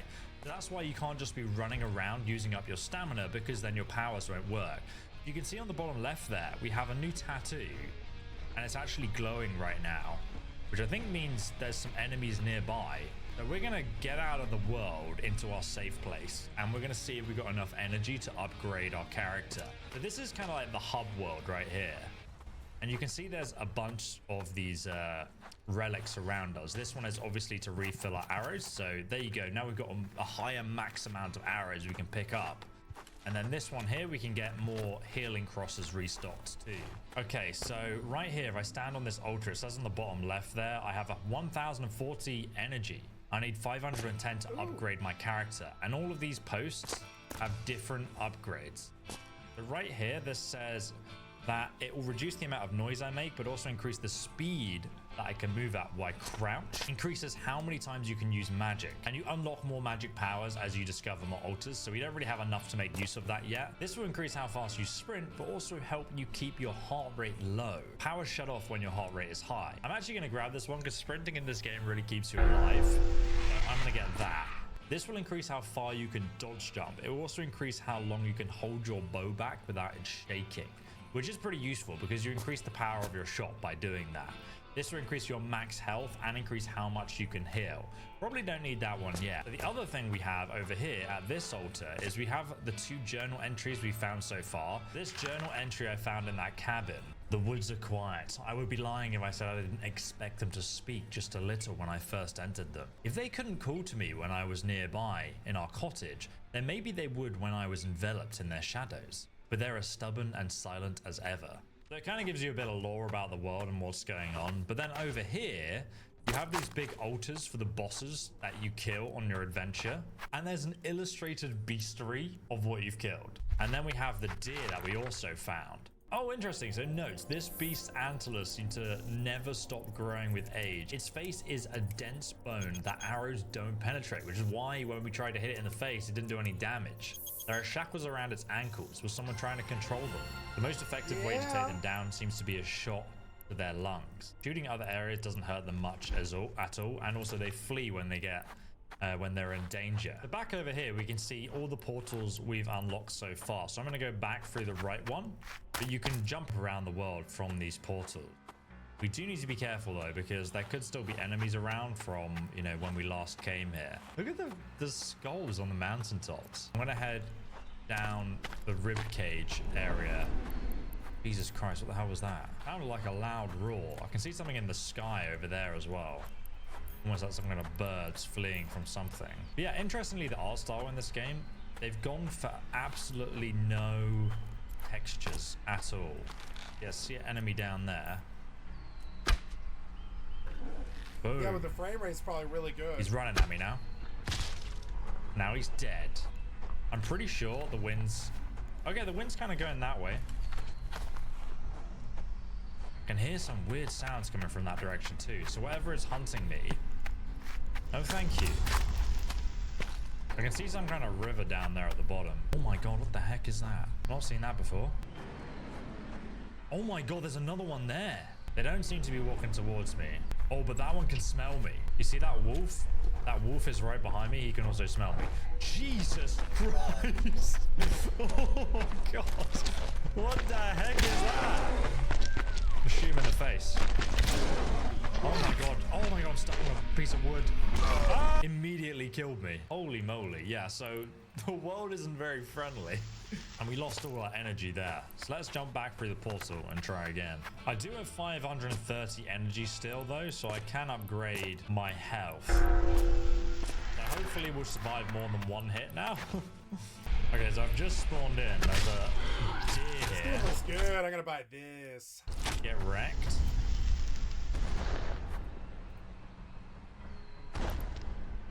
I can hear like really loud footsteps. What the heck is that? What the heck? Oh my god, Jesus Christ. Okay, that almost killed me. There's a giant tree.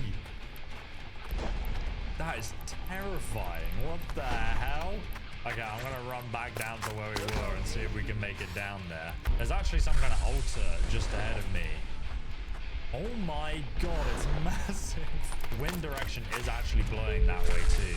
Stamina is low, but I think we can grab some stuff from this shrine here. Increase the amount of healing crosses you can carry to 4, and there's some energy up here too.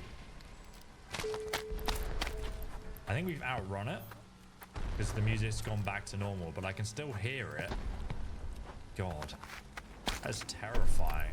What is that red glow in the distance? The Eye of Sauron. Let's head towards it. Oh, we're at the edge of that lake I saw. I can hear that tree thing, like the ground is shaking, but there it is. It's still stalking me through the woods. It's actually pretty rapid. Okay, let's go across this lake then. I can see that red light in the distance. It's getting closer. The environmental sort of storytelling with these bodies, sacrifices to some kind of ancient god, it slowly kind of leads you on a pathway. And we've locked in our energy and we can go back to level up our character again. I'm going to increase how much I can dodge and jump next. Then we're going to get some more arrows and head back into the wilderness. I think we're safe. Let's just check the wind direction. Okay, the wind's going that way. We need to take a look over there. Be careful if anything's near us. Our tattoo is flashing and I can see an enemy up the hill there. But also, there's another arrow upgrade just here. And some new lore. I'm getting deeper and deeper into the woods, and the path is becoming more obfuscated to me. I do not believe that the trees changed their shape, but if I were of weaker mind, maybe I would draw that conclusion. Enemy right in front of me. Can't even see me yet because I'm downwind of him. Here he comes. Get wrecked.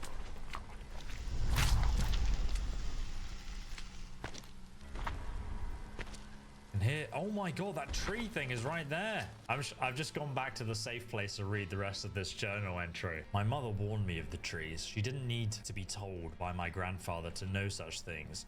She herself had seen the trees move and dance about, mischievous branches playing tricks on lost wanderers. The trees do not scare me, although I know of course why they should. In the summer when the trees are alive, their branches snap and sway purposefully. I'm just kind of reading extracts of this, but apparently in the winter the trees go back to sleep and don't respond to stripping their bark and breaking their branches. I'm going to try out my spirit arrow, which if I fire, literally sends me up the mountain so I can check around, see if there's any enemies. I did actually see an enemy over there. I do like the simplicity of the ground textures. It really makes you think where you're walking before you take on enemies that are nearby. Nice. Get wrecked. Heading up this hill, I can see some kind of tower in the distance. I'm at the base of this tower. Should be able to get a decent view from up here. And there's tons of arrows, which is great because I only had 2 left. Oh my god, that thing is over there. It's definitely spotted me with that. Can I not get inside here? I thought I could. Oh, Jesus. Oh no, it's angry. Look at him. Die. Looks good. It's bleeding profusely from his face. Oh my god, I killed it! The headshots seem to do a lot of damage. Look at the size of that thing. Jesus Christ. Another one. Don't run away. I need my arrows back. No! So I've worked my way all the way up this cliff here, and I'm almost at the horizon, I think. Man, is that an arrow going through the bones of a bird there? Oh my god, I can see the big tree boss again. And it is currently getting darker and darker. I'm running for my life. I can actually use the light arrow here to actually see what's happening. Ah! Jesus Christ! Oh my god! Honestly, adventuring at nighttime is terrifying. I do not like it at all. Couldn't even see where he's coming from. It's so dark. Where has he gone? There he is. Right in the rib cage. Beautiful. Okay, I'm gonna go back to our encampment and spend some of our energy. Oh, it says you need to find a bigger quiver to hold more arrows. We've maxed out our arrows for this quiver. We can upgrade our equipment too then. Let's increase our sprint speed. I feel like it literally keeps you alive. Oh my god, it's raining now. Whoa. The heck? Looks like Sovngarde. Sometimes this game looks absolutely beautiful. See a red glow up there. I'm gonna go and explore that. Run, run, run! Some kind of ritual site. I don't know. What is this? Can this help me defeat the giant ent? I have no idea how you even deal with that creature. I can see right into the valley there. Oh my god, that elk is a lot bigger. It didn't care about that. Whoa, look at it go. Oh my god, it deflected the arrow. Oh, Jesus Christ, it just sent me into oblivion. Oh my god, I'm going to die to full damage, I think. Ooh, my kneecaps.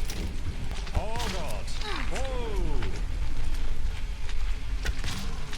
How is it not dead? I'm healing up again.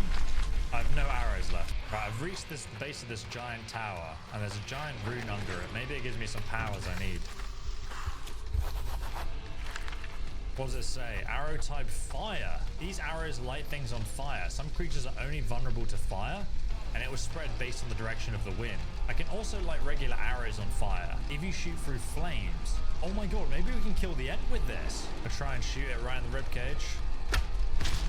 Oh my days! Let's go!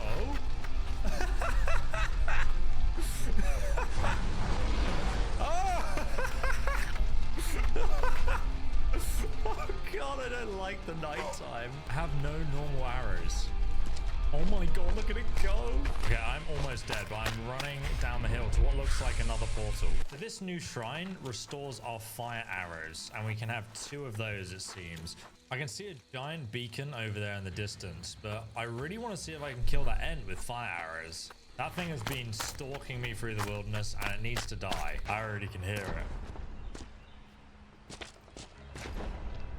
And now I've got just the thing to deal with it too, I think. I love how in this game you can just listen. There it is. And it actually works.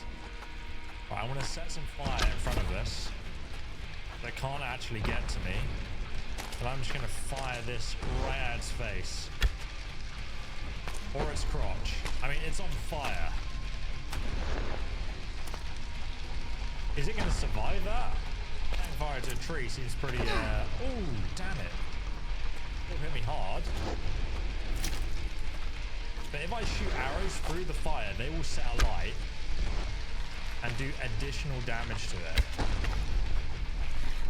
Oh my god, it's gone. 3,300. Okay, one sec. Let me get my flame fire out. Another dog here. Oh my god, it's dead. We did it. Dude, look at it fall apart. I'll level up my strength again.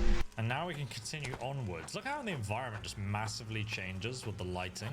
Last time I was here, it looked like Sovngarde. I'm gonna head between this gentleman's legs.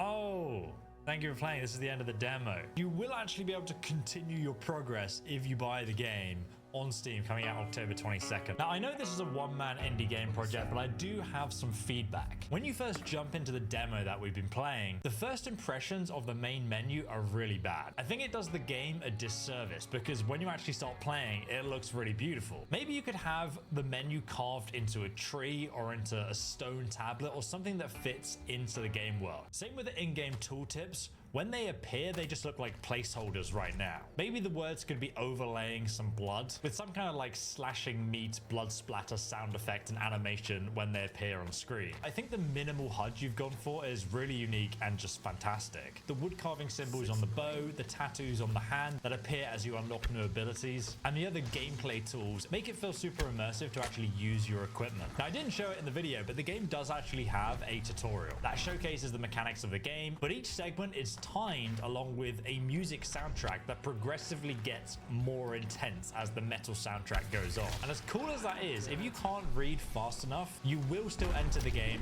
pretty overwhelmed with what the basic mechanics actually are. And I'm dyslexic, so that kind of happened to me. But it was very cool to experience a vertical slice of what I can expect later on in the full game. Now, the music is a really important part of this game, and the transitions as they get more intense when more creatures come to attack you felt really smooth. Obviously, if you're not a fan of metal, I think you can still definitely appreciate how it ramps up the gameplay and just makes things feel more intense and more overwhelming. It actually just works. Even though when I first think so. I think I'm going to pause. I think I'm going to pass on that side of the game. I'm more interested in dead silence and creepy ass monsters coming at me and stuff like the real world. I'm not too. I think that's far more immersive than this metal stuff, honestly. The concept. And then, honestly, what I would like is some really low key ambient, done very high quality, like Mirror's Edge, that you can't even barely hear in the background. That would be nice. But like silence or that, not like metal. I think metal is a really bad choice. I love metal too, but it's hard to take all the time. I think it's a bad stylistic choice for a video game that you want to play for a long time. I don't think it's a good stylistic choice because you don't want to hear metal all the time. You don't. But I mean, you could just turn the music off, I guess. I didn't like the music that I heard. Did not impress me. Is the problem? Yeah, I have a lot to sell, I guess, but I should go. I guess I'll go cycle. I did all that farming. Of metal music and hunting, it sounds like it just wouldn't work, but it did. I actually thought the creature variety just in the demo alone has been extremely impressive for a game with a one-man team. The only thing I think lets them down is the animations. Some of the creatures seem to move throughout the environment in a very floaty way. They're not really connected and running on the ground. I know you're not an animator, but I feel like that would make a big impact on taking the gameplay to the next level. The tree boss, on the other hand, with the camera shake and you hearing him from miles away, that felt like you'd nailed it. And then you have the illustrated beastery, which you slowly fill out as you kill these different creatures. I really enjoyed reading the notes on the hunting tips after you killed them and their weak spots. Overall, the Axis Unseen is a really solid game, and really, the premise of the game is quite simple. But the elements are tied together in such a way that I just think it's really good fun to play. So if you guys want to check it out, it's linked down below in the description. And you can also pick up yourself a pair of Raycons. And thanks again to Raycon for sponsoring this video.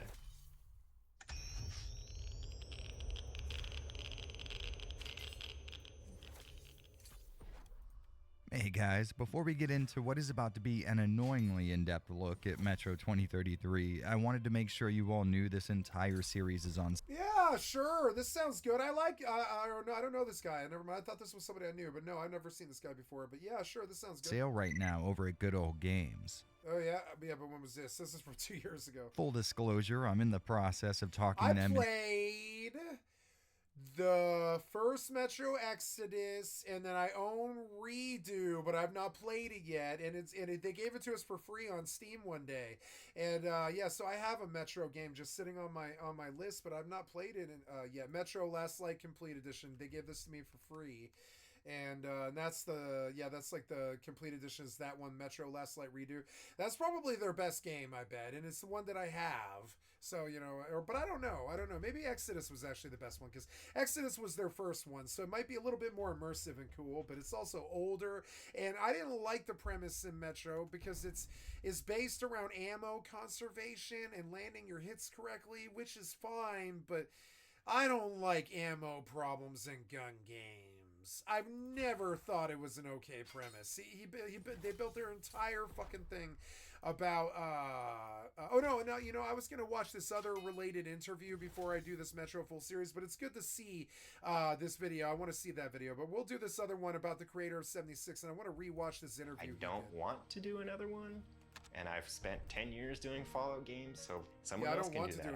I've spent 10 years thinking about nukes and live right next to Washington, D.C. That's probably not healthy. No.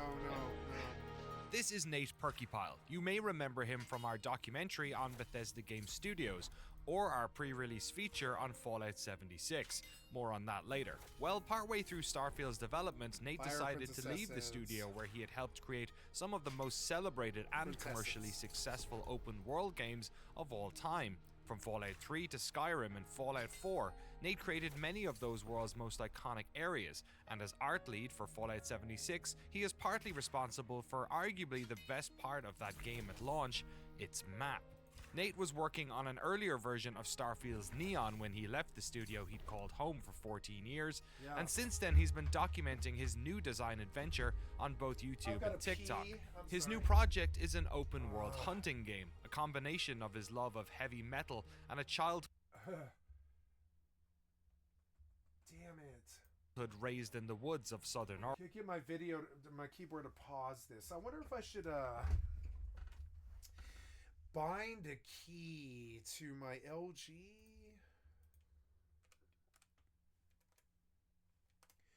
Do I not have LG Hub on that list? I don't. So I want you to pin this to taskbar. And I want to go into LG History, Grand Theft Auto, Lemmings, and DMA design. Yeah, that sounds really good too. Let's hit that one too. Yeah, we'll definitely fire that up too.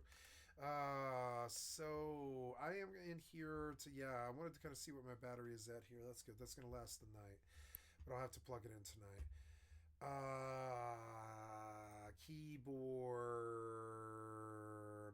the light sync.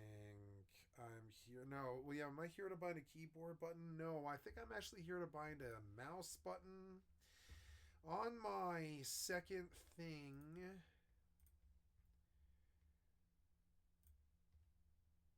On my second view 2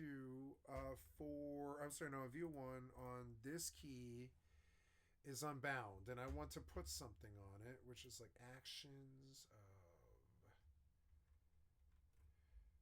Overall, Streamlabs, Discord, OBS, keys, macros, system, battery level. Media. Here, see this play pause button. Can I just do this? And will it just figure out what's playing and fucking pause it? Is that possible? I doubt it. I fucking doubt it. Let's see. Oregon. The game is called The Axis Unseen, and remarkably, he's making it all by himself. No, not at all. I didn't think so. I was like, there's no way that's working. There's no way that's actually working. How would it be able to? It wouldn't know.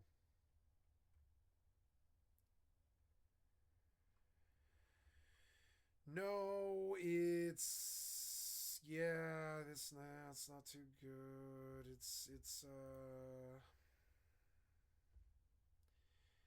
well, we can put Alt Z there, I guess. Yeah, or yeah, I can't do any spams there though because I touch it too much. That's what she said. Board profile cycle. No, I don't like those buttons. Light sync. Actions, commands. In Windows, yeah, here, maybe Windows might be able to do it though.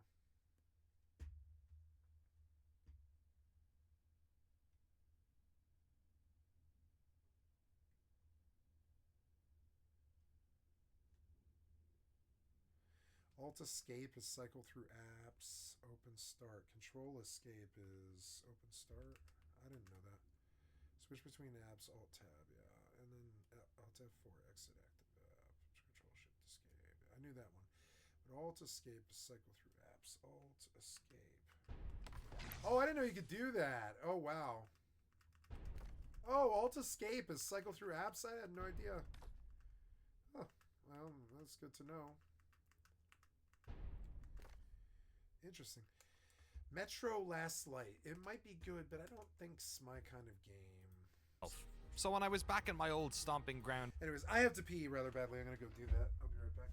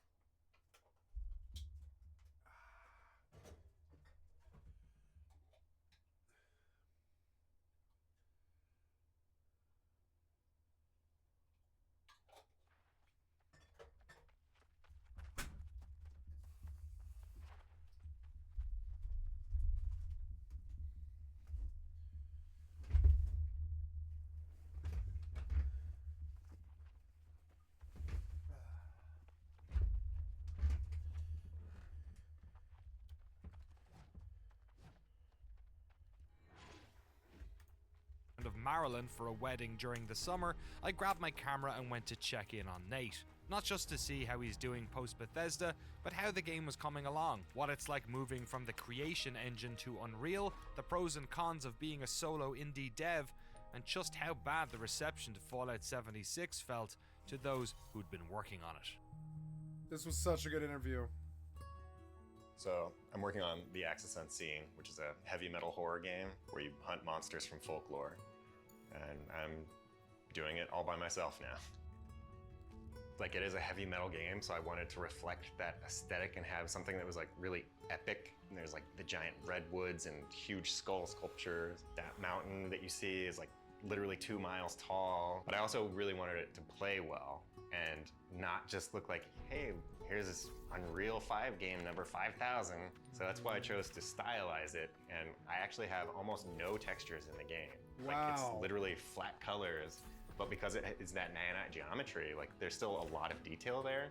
Every little tiny piece of dirt. Oh my can gosh. cast shadows, which is Oh my gosh. wild. That's the nanite stuff? Yeah, because it's like, they call it virtual shadow maps, and basically what it does. That's cool. Yeah. Like, those are your shadows. You can see like all the tiny little bits there. And it breaks it into all these little chunks, which get even smaller. So you can see close up, like each one of those, like that's why it's higher detailed. Because normally you would have it, they would call it cascaded shadow maps, where it'd be like all the shadows out to here are one level, and then out to there. But that never let you get fine detail without like weird little tricks, like screen space shadows and stuff. But in this case, since they're adjusting it on the fly, that's what lets you have those absurdly detailed little dirt shadows, which is not a thing. And you can see what nanite is doing too. Because ultimately, it makes sense when you think about it. What they're trying to do is render on average like 1 triangle per pixel. Right. You don't actually need more than that. So they just clustered the data like that. And it kind of goes back to like that tech they had on Rage, like the mega texture. This man is a lot like my best friend. That also, weirdly enough, He has lets the me same make sort of game personality. faster, which you wouldn't think. You'd be like, oh, it's like more detailed and stuff. But actually, normally when you're making a game, you have that really high He's detail so much stuff. like him, it's scary. Then you have to do the low poly version and bake it out and unwrap your model and do all these things to get the game version.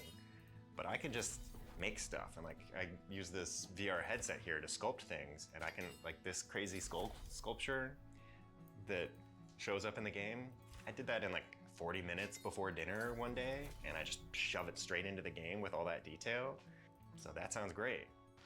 Yeah, so this is the camper trailer, and sometimes we go out on these camping trips and stuff, and I work out of this thing. You were always an outdoor kid, like growing up in Southern Oregon? Look, he's got the same exact setup I've got. He's smart. I mean, I kind of had to be. Yeah, I kind of was had also, to be. Like, the giant nerd, and they're like, get outside. I know. But yeah, I was like an Eagle Scout and everything, camping all the time. I don't even know how many times I've gone camping. It's like I don't even know either. Hundreds easily. Hundreds, yeah. All sorts of crazy stuff too, like. Or I don't know, like for me it's like sleeping in 50 the snow, times, I think. Like quite literally, like digging Something like snow that. shelters and stuff. You just dig a hole basically. It's like, oh man, Dig a I got hole. snow in my sleeping bag. Gotta like rebuild the whole thing. When I was the art lead on 76 for the first like 6 months or Art so, lead. I was just Wow. scheduling the art team and doling out the tasks. And I know some people have a big problem when it comes to like getting tasks done on time, but I think that's like, I suppose, one of my dev superpowers is that if I have a deadline, I will hit that deadline. And I think you Yeah. kind of have to have that when you're making those big open world games like that. It's not how long will the task take, it's how much time do I have. Right. And you have to scale the work to fit that. Because those games you could spend forever on anything. You could Yeah. always do more. It's also why I didn't crunch. Like, you're never going to run out. You can't. It's like, we could have worked on Skyrim for 20 years and like, we'll still add more dungeons, more clutter, whatever. It's like, it's a world. You can add as much as you want to a world. I love that point. I'm Yeah, I so mean, that harsh launch- with them.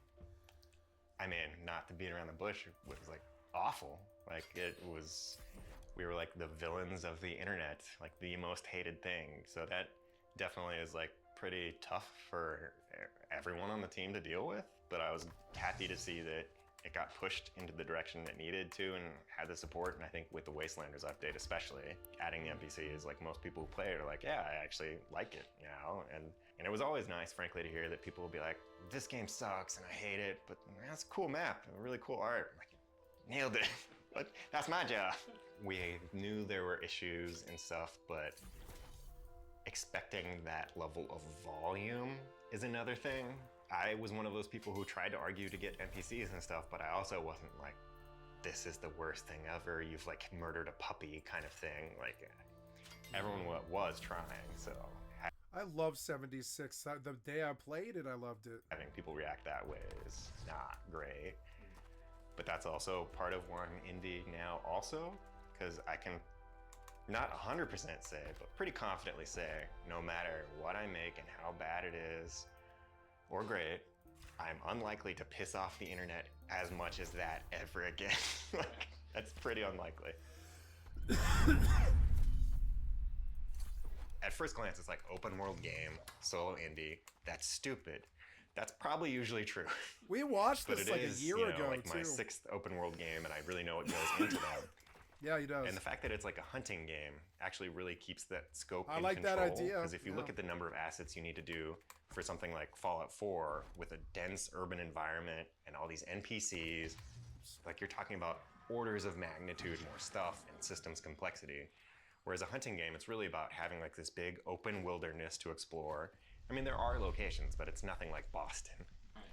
And it's hunting monsters. Like, you're not doing these elaborate quest lines, talking to I thought you couldn't NPCs, dash. having followers. It's letting me dash. So that helps keep the scope control. So I really just need to do a big open landscape, which is done, a bunch of creatures, which is done, and then make some locations and populate out the world. I mean, there's all the systems and stuff too, but that was like the first thing that I did in my like very early prototype. Like, can I do this? Does this work? Am I gonna need a programmer? Because I was kind of worried about that. I'm probably gonna run into something like, oh, we're saving the game and I just can't do that. I'm gonna have to like hire a programmer. But I was like, man, Unreal is great. I thought it was gonna take me like 2 weeks maybe to do the save game system. It was like 2 days. It's just like, here's save this and this and this, load it back up. I'm like, oh, well, that's way easier than I thought it was gonna be. I would say Unreal is a lot more open with how you do stuff. Like, even if I want to do a tool in the editor itself, I can make that. Like the same system that you use for doing like the gameplay logic with like the whole blueprint system, which is like a visual scripting system, you can use that to make tools. So everything is like very open and easy to expand upon. You build one thing, but then bring it into another to inherit it. And like all of my creatures are technically based off one master creature that then gets modified for all the 60 different versions. Whereas we didn't have shared properties for most things at Bethesda. So we'd be like, I want to make all the weapons like 10% more damage. Like, oh God, let me just enter all these numbers and make sure I don't mess it up by hand. And spend a lot of time pulling down these builds, seeing if it worked. Oh, nope, it doesn't. Let me roll back. And like that can take a lot of time. Yeah, I did it kind of like chronologically. So over here you got like Fallout 3, Skyrim, Fallout 4, Fallout 76. Don't really have Starfield merch. And then I laid out all the games that I shipped on that bottom row. And all these like random crystals for like Game of the Year award. I enjoyed Bethesda when it was like 65 people when I started, 110 or so on Skyrim. That was a pretty good number, but once it gets above that, you end up with all these like tiers of management and approval, and had like 3 one-on-ones with producers every week. So I very much enjoy not having so many meetings. Like, it made sense when I was like art lead on 76, effectively the art director, having 20 to 25 meetings a week. That makes sense. That's literally the job. Some people are like, why do I have so many meetings? Like, dude, you're in charge. That is the job. But then on Starfield, like, I was only in charge of some stuff, like lead lighting artists and like dealing with programmers and stuff like that. But everybody had a lot of those meetings too, because there just has to be more layers of approval when you're talking about like 500 people. And before, a lot of those people had been there a long time. Like the average was like 10 years that people had been there. It's like, we trust you, you've got it. A lot of the stuff in Skyrim and Fallout is frankly people doing what they wanted to do. And that just isn't the case when you have a bunch of people who have never worked on the games and from totally different branches of the company that have been brought into the fold. It's a different way of operating.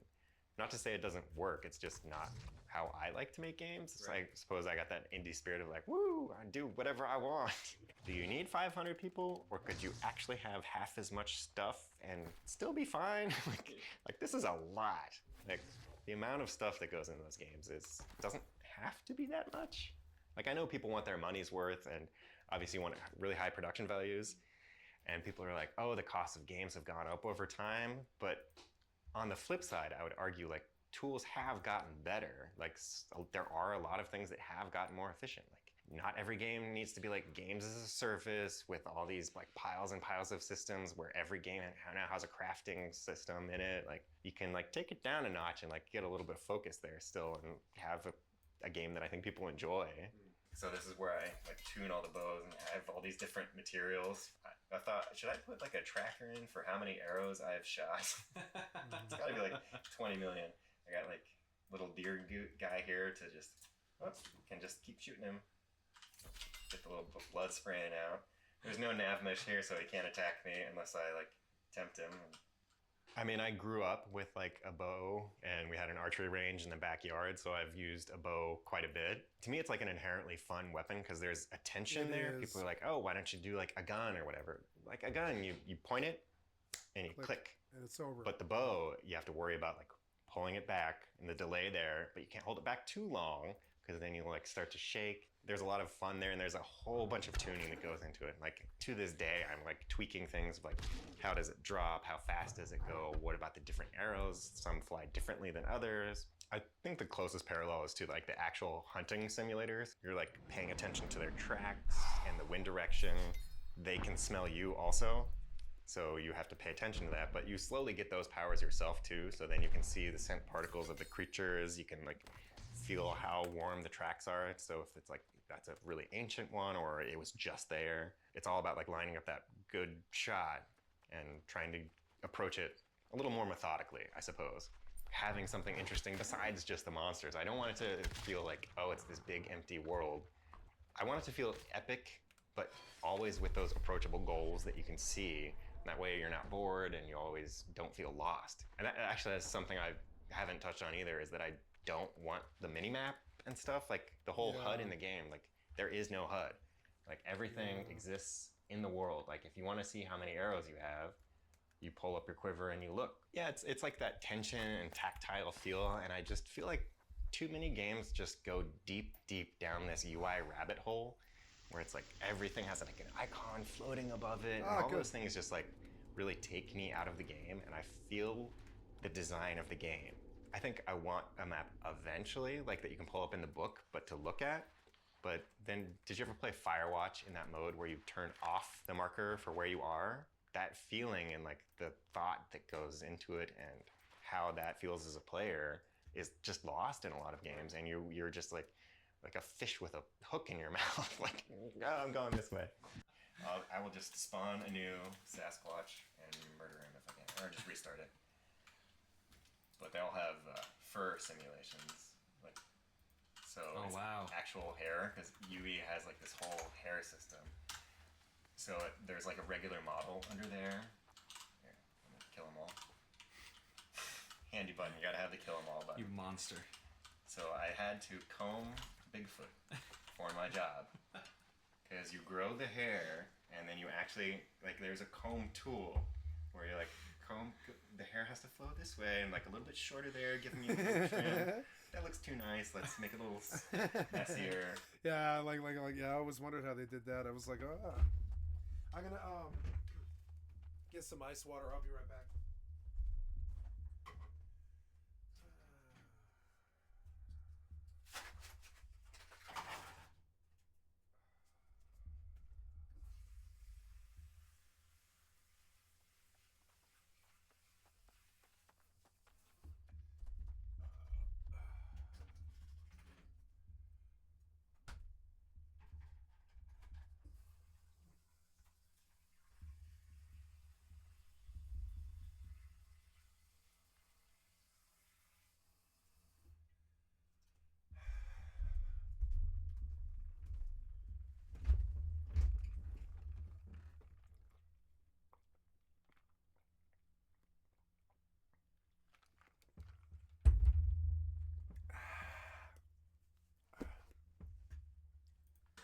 Like in the initial trailers, like there's this weird deer creature that has like tons of horns, way too many, or antlers, and people know what a deer is, so it's like, that's a deer but weird, and like that's makes more sense versus giant tree dude. You're like, what do I do? And I think it's kind of fun to have like little quirks to how each of them act and you fight. Also just like having that spectrum of which ones people know and understand. Like I basically have a Bigfoot, like people know what that is. He's huge and scary, and he just kind of comes marching at you and takes a ton of arrows. He knocks you off of cliffs, super fun. But then some of them I was just like, I'm gonna go weird and have some ones that people don't know what it is. Like there's one that's like this vortex of sand slowly coming towards you, and you're like, is that even a creature? Like, what do I do? So this is my roadmap of what I've done so far and what's left on the game. So I started the game around June of 2021, and I first time made the prototype, finished it around August. Like 3 years Played for now. like 5 minutes, hunt a monster, that's about it. By December 2021, you could play for about an hour, and you could like actually level up, creatures would respawn. It was more like a real game at that point. So after that, I moved on to the systems and finished that in April, and that's like everything I need for the game. All the different arrows, powers, it all works in an open world, you can save. It's all the stuff, frankly, I was worried about, especially because my background is in art, but that all went great. And then I just finished up the full open world map, and that has 6 different regions. It's massive. It's like 5 times the size of Skyrim. The full world is now all there. I like to assume that It's 5 times the size of Skyrim. no one knows about my game. No one cares. It's like, I might have a little bit of a leg up because I worked on Skyrim and Fallout and all these other things, but all that really does is open up some initial doors. So I'm not going to do that. The maker of Skyrim. Yeah. Sold 1 million copies, not happening. So I think it's very, very wise to assume no one gives a shit. So I have this strategy, I suppose, of trying to get out there early and try as many things as possible, because you also don't know what's going to stick. Like sometimes a random screenshot Saturday that I do on Twitter ends up being bigger than like some IGN article or something. Like you don't know what is going to really resonate with people. So putting out a lot of things and seeing what sticks can be helpful to get those wish lists to continue to go up, and like that's a uphill battle. Overall, I probably spend like 20% of my time on marketing stuff, but it's very variable. Like at the start, it's a spike, but then it goes down, and then something goes viral, and it goes up again and down, and then something else. It's like overall, it's in a spot that I'm happy with. Like, I don't know, people can like check this on Steam DB. I'm like, oh, I'm just shy of like top 500 wish list. That seems like a good spot for just one person. That said, I'd rather aim like super high because you don't know how it's gonna go until you ship. I'm trying to keep it a little loose. Like I haven't set a hard deadline for next year, but I did like put a stake in the sand. I was like, this is not gonna be like an 8-year indie project. Like I am gonna ship this thing. What I have left to do at this point is basically I'm spending the rest of this year building out all of the locations in the map, because I've got the systems, I've got the world, I've got the creatures. So then I just need to put in the locations, which in a way is like eye candy, like not to diminish it, and there's thought and level design and clutter and all these things that go in, but it's like technically I could ship the game without any of those. So at the same time, I'm also iterating on the game itself now that all of those things are in place. By the end of this year, have all the locations in, and then next year is all about shipping. Fix the bugs, localization, which consoles am I going on? Am I doing the porting? Is someone else doing the porting? The millions of marketing things that go into that and lining that all up. I vet all my ideas with my wife too, and we like talk about the narrative stuff and how it all goes together. Like she is like an MD, PhD, and all in like medical stuff, so very different worlds. But she understands how big skulls should be. Yes, not, I believe that one is like, I don't know, 200 feet tall or something at the top of a mountain. Not a regular one.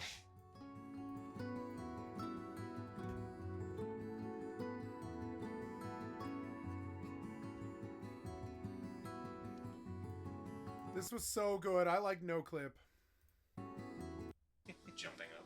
There's something about people talking, I think, because it always happens in interviews, and whenever I'm filming stuff in my house as well, whenever you start, people they think you're talking to them or something, and they come in, or I don't know what it is. It's always like, here, I'm just gonna knock my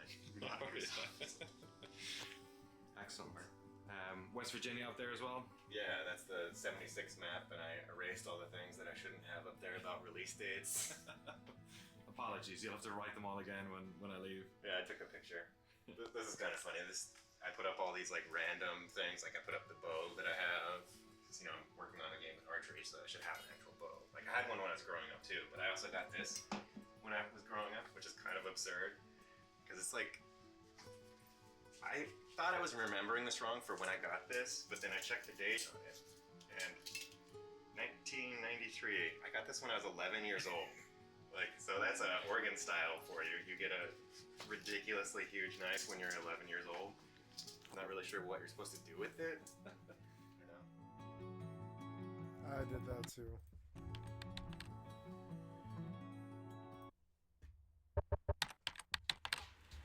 No quick crowdfunded video game documentaries. Yeah, he's good. I like him.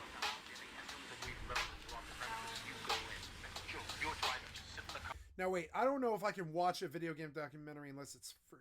Is this free? Yeah, it is. It is. I guess. I'll keep the engine running. Any questions? No box, no problem. If anybody gets in the way, you know what to do.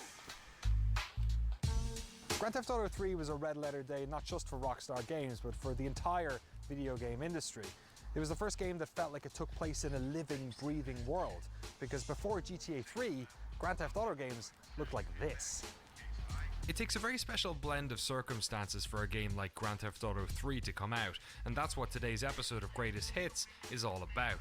Most people assume that GTA is made in America, and thanks to Rockstar's global network of studios, that's now, in part, true. But the game about racing and chasing around US cities was originally created in the most unlikely of places, a post-industrial port town on Scotland's eastern coast. DMA Design was founded in Dundee in 1984 by a group of friends who met at a local computer club. Over the next 15 years, the studio created the Lemmings franchise, cult classics like Body Harvest and Space Station Silicon Valley, a Kirby title that never saw the light of day, and a couple of games about stealing cars you may have played. There are a lot of games to cover here, so to do this, I'm going to have to spend couple of months reaching out to as many folks who worked at DMA Designs as possible, which is tricky because some of them have fallen off the face of the earth, others left the industry a long time ago and don't want to talk to some weird Irish guy, and more still work at Rockstar North. And if you know anything about Rockstar, it's that they're one of the most cagey when it comes to talking to the press. So we're also going to be using our friends at the Video Game History Foundation to unearth some never-before-seen assets and concept art. And seeing as we're forced to do this whole thing remotely, we're hiring a video team in Scotland to go and film the other big character of this story, the city of Dundee. So what's the point of this video? Well, aside from having just a fun, nostalgic romp about a bunch of old, classic games, I want to answer a question that's been bugging me for a really long time. A game like GTA doesn't just happen out of nowhere. So what was it about DMA Design and about Dundee and about that time and place that created one of the most important video games ever? And there's one more thing we need to cover in some respect. Whenever we talk about Grand Theft Auto or Rockstar North, there are certain names that sort of bubble to the surface.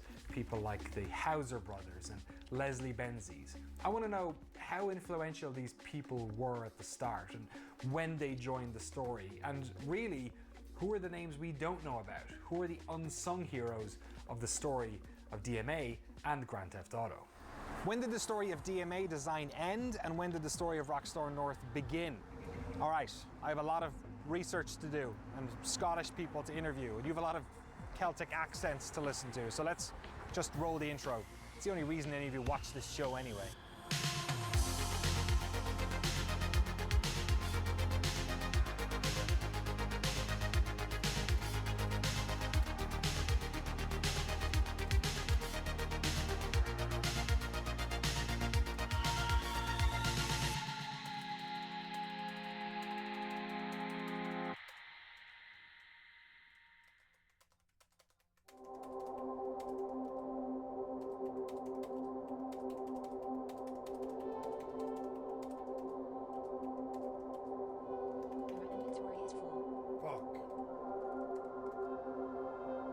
I need to send off though.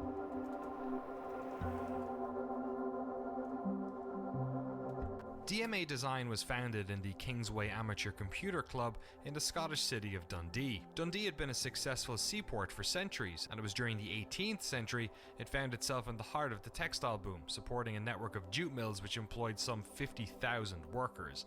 But when the textile industry collapsed in the 20th century, it left tens of thousands of labourers out of work and desperate.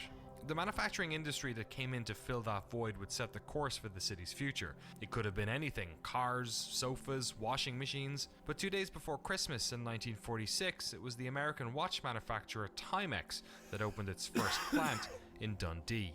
Crucially, in 1981, the plant took on a contract for Sinclair Research Limited, and suddenly the factory was producing computer systems for the UK market. So while in other towns it was cars, sofas, or washing machines falling out of the back of local delivery trucks, in Dundee, it was ZX Spectrums.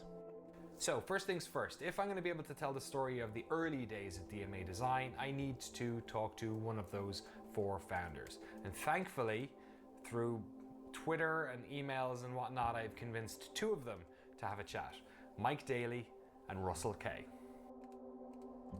I went to this computer club in Dundee. It was in the college. I think it was in a chemistry lab, and you've got to take your computer along, but also you have to take your TV with you. So it was the old CRTs that I took on a couple of bus journeys. Yeah, I've done that there. before. I've so done that. I met Steve, Russell, and Dave at this club, and so him and Russell and that, we all kind of got together because we were really interested in making stuff for computers, rather than everybody else at the club that was just swapping games and things. And I just kind of went from there. Russell and Dave were doing a game called Moonshadow on the Spectrum. Eventually came out as Zone Trooper, and for somebody coming in to see somebody actually making a game that's going to be a commercial game, it's like, ooh, look, they're doing stuff. Especially up in Scotland, there was no companies up here, so any kind of dev on it was interesting. We all really wanted to work on the actual games, not just sit and play games, which is what half the people did at the club. I worked on the Spectrum, Mike did stuff on Commodore 64 and +4 and things like that. Dave actually worked at the Timex factory. He had the inside scoop on how things were actually put together and things like that. He left Timex. We took on a contract to convert a Commodore 64 game to Spectrum. That was taking a very long time, and Dave wasn't really interested in actually doing it. He wanted the new shiny. He bought an Amiga. That was when he came up with the idea of doing Menace. Using his redundancy from Timex, Dave bought an Amiga 1000 and got to work on his first game, Menace, under the company name Acme Software. This was pure bedroom programming. Dave would code in his parents' house, while Mike went to Russell's house to code using a plank of wood balanced in a drawer as his desk. Dave eventually managed to sign a deal for Menace with famed Amiga publisher Psygnosis, and after the deal was signed, they changed the company name to DMA because a company in America was already using Acme. That game got published, and he started getting some money for it, and at that point you realised, that what's the point in staying at college doing all this stuff? I could go and make money on that. So he decided to give up college and start doing it full time. And he started on Blood Money, and he was getting kind of advances and stuff for that. So halfway through Blood Money, he decided we would start the office, and asked me if I wanted, if he was starting an office, do I want a job there? Oh, yes, please. What usually happened is myself and Russell would be doing ports, and Psygnosis would be paying Dave or DMA for these. Then he'd pay us, me obviously salaried, and Russell as a freelancer. And that would keep the office going while Dave looked at original work. That was the idea, is that the ports would keep the company going. So he just took anything on that Psygnosis had going. As more work came in, they'd hire whoever seemed capable of doing it. Russell's mate Gary Timmons would hang around the studio playing with pixel art, and then Dave offered him a job. One of the reasons they did so much work for Psygnosis was that it was the closest publisher to Dundee, still about 4 hours across the border into England, down into Liverpool. By August of 1989, they had grown into this humble office sat above a baby shop. This is where Dave coded Blood Money with the help of remote graphic designer Tony Smith. This is where the growing team of game developers worked on ports, made tech demos, talked about other games, and bounced around ideas. David decided that his next game would focus on the AT-AT like walkers from Blood Money, and had animator Scott Johnson, recently hired from the local McDonald's, create some enemy sprites to walk around underneath the walkers. But Mike Daly thought that these 16x16 sprites weren't quite small enough, and so unlike the scale of Star Wars' 8080s, the walkers didn't look particularly tall and impressive. And so began a conversation about how small you could animate a sprite while retaining believable movement. While all this was going on, another creative problem was being solved. Russell was fawning over a particular gun from the game Salamander that traced along the bottom of the screen. This mishmash of conversations and ideas and problems would eventually lead to DMA's first greatest hit. Lemmings. We've been having this argument that how many pixels do you actually need to make something that could move properly? And Mike wanted to prove that you could make them tiny.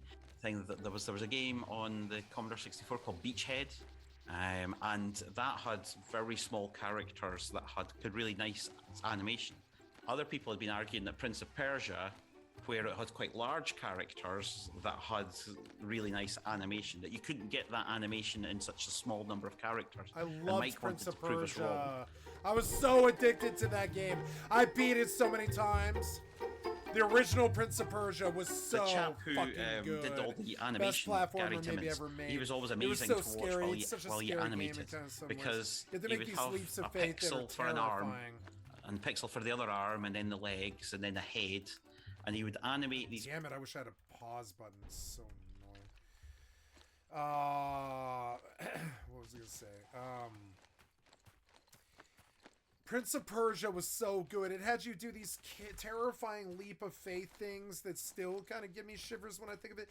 You would like go and you would like you'd be up a couple of like screens up, and by screens I mean like if you got up like 3 stories, you would to a 4th story, you would be on a 2nd screen up above you, and if you fell, you would have to zone to the next screen down below you, kind of like the original Zelda.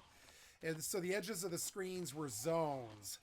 And so Prince of Persia was actually kind of a cool 3D game, kind of like Metroid. It was very deep for its time. It had a lot of very kind of 3D feel to it. Like you really felt like you were exploring a castle when you were playing it, because it was actually kind of like really open form like Metroid.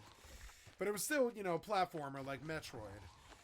But with jumping, like really kind of, I would say, a bit more sort of like immersive jumping, where you have to like get running, or you don't have enough momentum to do the jump and you just fall.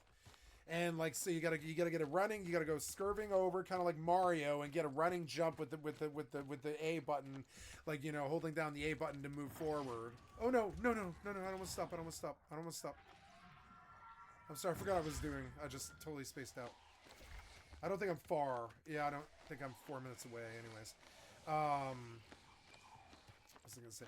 And so it would have you do these terrible things where you would like jump across a pit, which is the normal thing that you do in the game, but then you're like, across the pit is the next screen, and you like go jumping across, you do the zone, and there's a platform, and you realize that you could stop, but it'll suck. You'll have to do the whole jump over again. And you don't want to do that. Like, you don't want to go running back and do the whole jump backwards, because you don't have enough momentum to move forward where it wants you to go. And so then you're like caught in this thing where because you couldn't see where the next screen was, you got to keep running. And so you would just hold it down and run. And this meant doing like a like kind of pitfall type jump sequence all the time. And then you would catch on the rim. It had the first parkour that any game ever had. You would catch on the rim, and you if you pressed up, or I suppose it would be the W key. It was the WSAD keys and a space bar. That was it. That was the only buttons in the game, was the WSAD and the space bar. I don't think there was a melee even in it.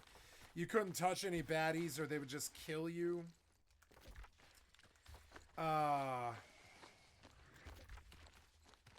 And like, or well, maybe there was a sword. I can't remember. Is there a sword? I think there's like occasionally a sword in it, but that you could kill baddies, like, and there was bosses. But I don't think it was like very much the point of the game. The point of the game was parkour. It was the first parkour game ever made. And this river might have fucked me. No, never mind. I got plenty of time. God damn it. Ooh, look. I don't really have time for that, but okay, I'll take it since it's free. Now you...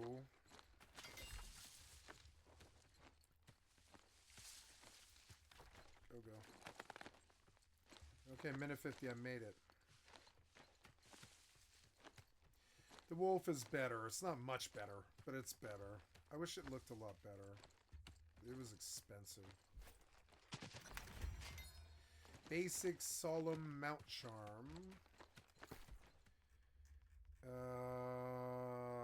Gives a small boost to mount dash when off-road. Well, I don't do that often, but that seems better than... Oh no, I don't want summoning speed.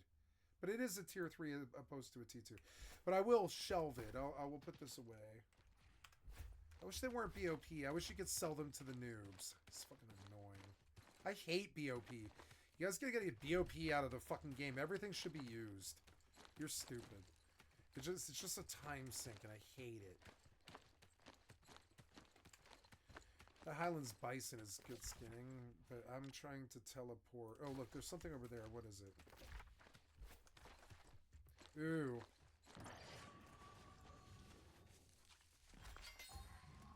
Yes, sir. Alright, so go back. I'm gonna...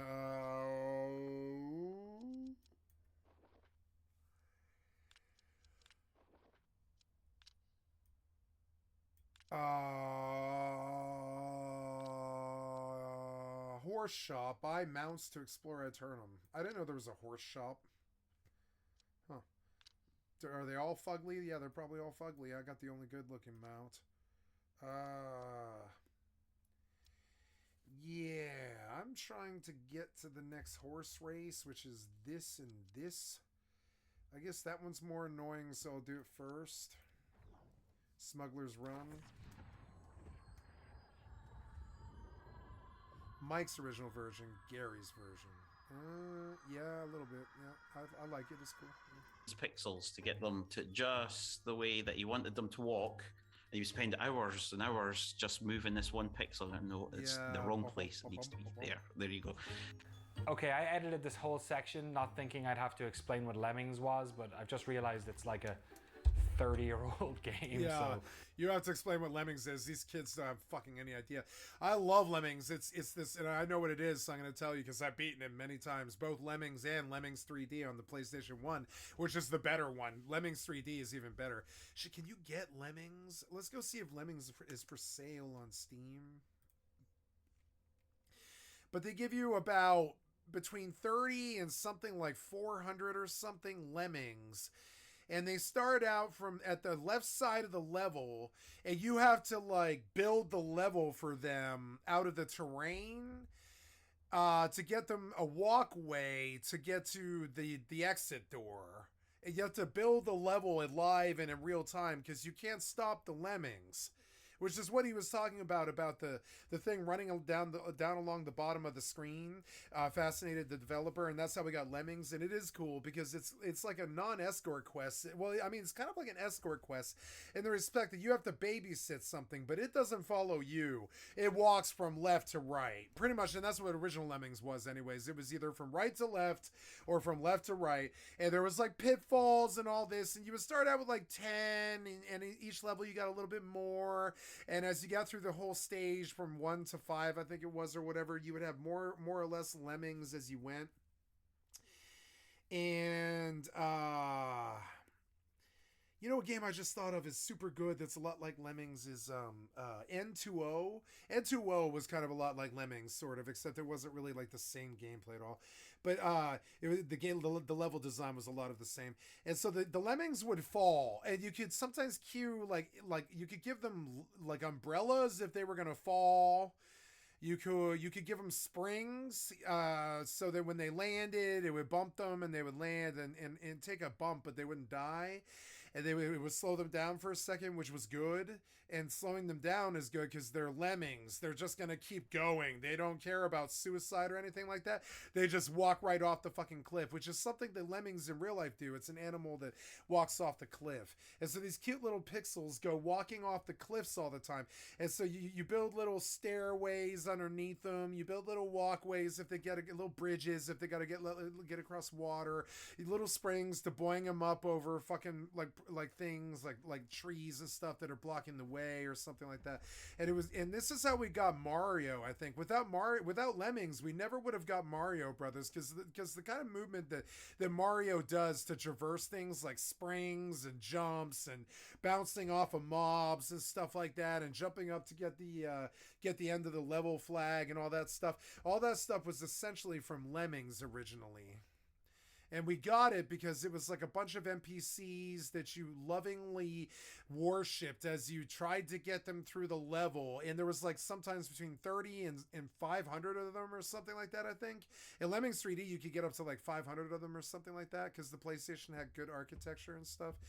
And and you would get really pissed off because you'd lose like, oh no, 30 to the fire trap, no, 10 to the ice trap, oh no, the ones in the back just bounced against the wall because I didn't open up the wall for them and move them and allow them to move forward. So now they're running back towards the end of the level, and now they're just running into the lava pit, and I can't do anything. So now I've got to seal up the lava pit. So they walk into the fucking, and you'll see the gameplay here in a second. I love Lemmings, and you wouldn't really understand it unless you saw like I think a better example of Lemmings is Lemmings 3D. Hardest level, right? And you'll understand like how like the core of Lemmings. Lemmings 3D does Lemmings the best, and you'll understand it the best from Lemmings 3D, because 2D is just old basic ass game, but 3D Lemmings was actually insane. This is Lemmings on the SNES. No, SNES Lemmings is good. Sunsoft Special 2. I am E.T. This level's stupid hard. Yeah, it is. And so he's got about...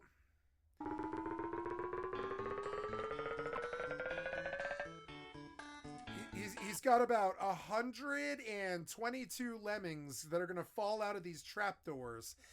And you wouldn't think this is that cool. Look how base it is, right? It's so fucking stupid. But I mean, already you see there's a problem. This Lemming is just going to fall down in there, and then he's stuck there forever. What are you going to do? You can't get him out of there. They don't give you fucking ladders. And the Lemmings aren't smart, and they're not going to climb ladders up or anything like that. They're only going to walk. That's it. That's all they do. They walk. You can equip them with things like umbrellas, but honestly, how it would be in real life if the Lemming were to fall off of this edge here, what's that got to be? Like 26 feet or something like that? If the Lemming falls that far, it's just going to smush at the bottom. And this Lemming, you have no idea what is going to happen with it, because this is the edge of the screen. You don't know what's going to happen to him, and they only run to the right.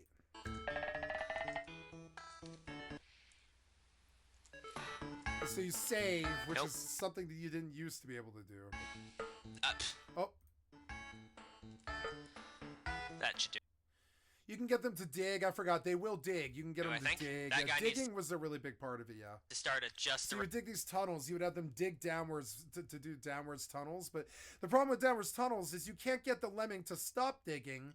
It'll dig all the way through to that acid, and then you've got a pit that they all just start rank and file walking down into and dying in the acid. So I don't know if I would do this.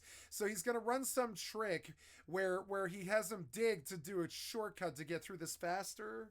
Maybe you can have them dig to the right side too. I can't remember all the mechanics. It's been 28 years. Right spot. Something like that. Yeah, no, longer than that. Fucking 30. It's been 33 years or something, and I'm remembering it very well. But yeah. That is the right spot. Because you don't forget Lemmings when you see it. You don't ever forget Lemmings when you see it. It's like the precursor to Pikmin. It's like 2D Pikmin. Isn't it? Pikmin was just Lemmings. Yes, it is. But 3D. The music was good. It had this great puzzler atmosphere to it. Kids loved this game. They universally loved this game. This game is so big. It was, people knew Lemmings. It was like a household name for a little while. The music's worth it more than the game is. So cautiously optimistic. And so look at all the tricky stuff he has to do to begin to work like a...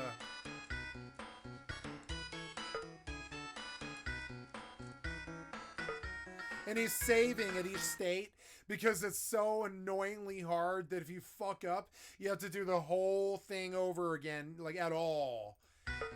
If you fuck up at all, you have to do the whole thing over again. It's so stupid. It was like the first extraction game I can think of, honestly. It also was like, I think, the first extraction game, because if any of these lemmings die, you don't reach the quotient that you need to make for whatever your goal is. Sometimes it's just to beat the level, but later on it was like, no, I want to prove I can get all the lemmings out, because that was one of their design philosophies, was that if you wanted to, if you thought about it long enough, you could, and it was stupid. It was stupid long too. You could probably dump like 2,000 hours into the original lemmings or something like that before becoming a master of it or something, just like Rust or something like that. Because yeah, if you wanted to, you could save all the lemmings, but it's very fucking unlikely on almost all the levels except the first one. So then, like, you know, so yeah, each level you lose a little bit more, and then if you wanted to prove the mastery of being the ultimate lemmings puzzler, you had to figure out how to do all the levels without a loss, and that's very difficult. You have to be doing stuff like what he's doing. You've got to do these weird diagonal digs upwards, so that eventually there's like this curved slope between these guys and this guy. Do you see it? And on top of it, he's pressure because the level isn't gonna stop. The level doesn't stop, and on top of it, I don't even remember what happens here. I've done this level, but I don't remember this level. This to make a weird staircase type thing. Yeah, he's building like a weird physical staircase that she shouldn't be able to do. But his goal is probably how to do the hardest level without a loss, because why put yourself on YouTube, probably, right? If you can't do it perfectly. That's why I never put any videos on YouTube that have anything to do with, like, you know, perfection or anything like that, because I'm just not a perfection gamer. As you can see, just today I lost to a level 1 mob on Final Fantasy XI Hardcore, because it proves to you how difficult the game can be. The first mob that you encounter can absolutely kill you, and it did. The first mob in the game can absolutely kill you, and it absolutely did. It killed me. As I ran from it, it just double fucking stoned me and killed me, something I just didn't think possible. I should have ran faster. And it's just proof. It's fucking proof that, you know, like 11 is sort of like this game. You can't do it perfectly unless you just learn it perfectly.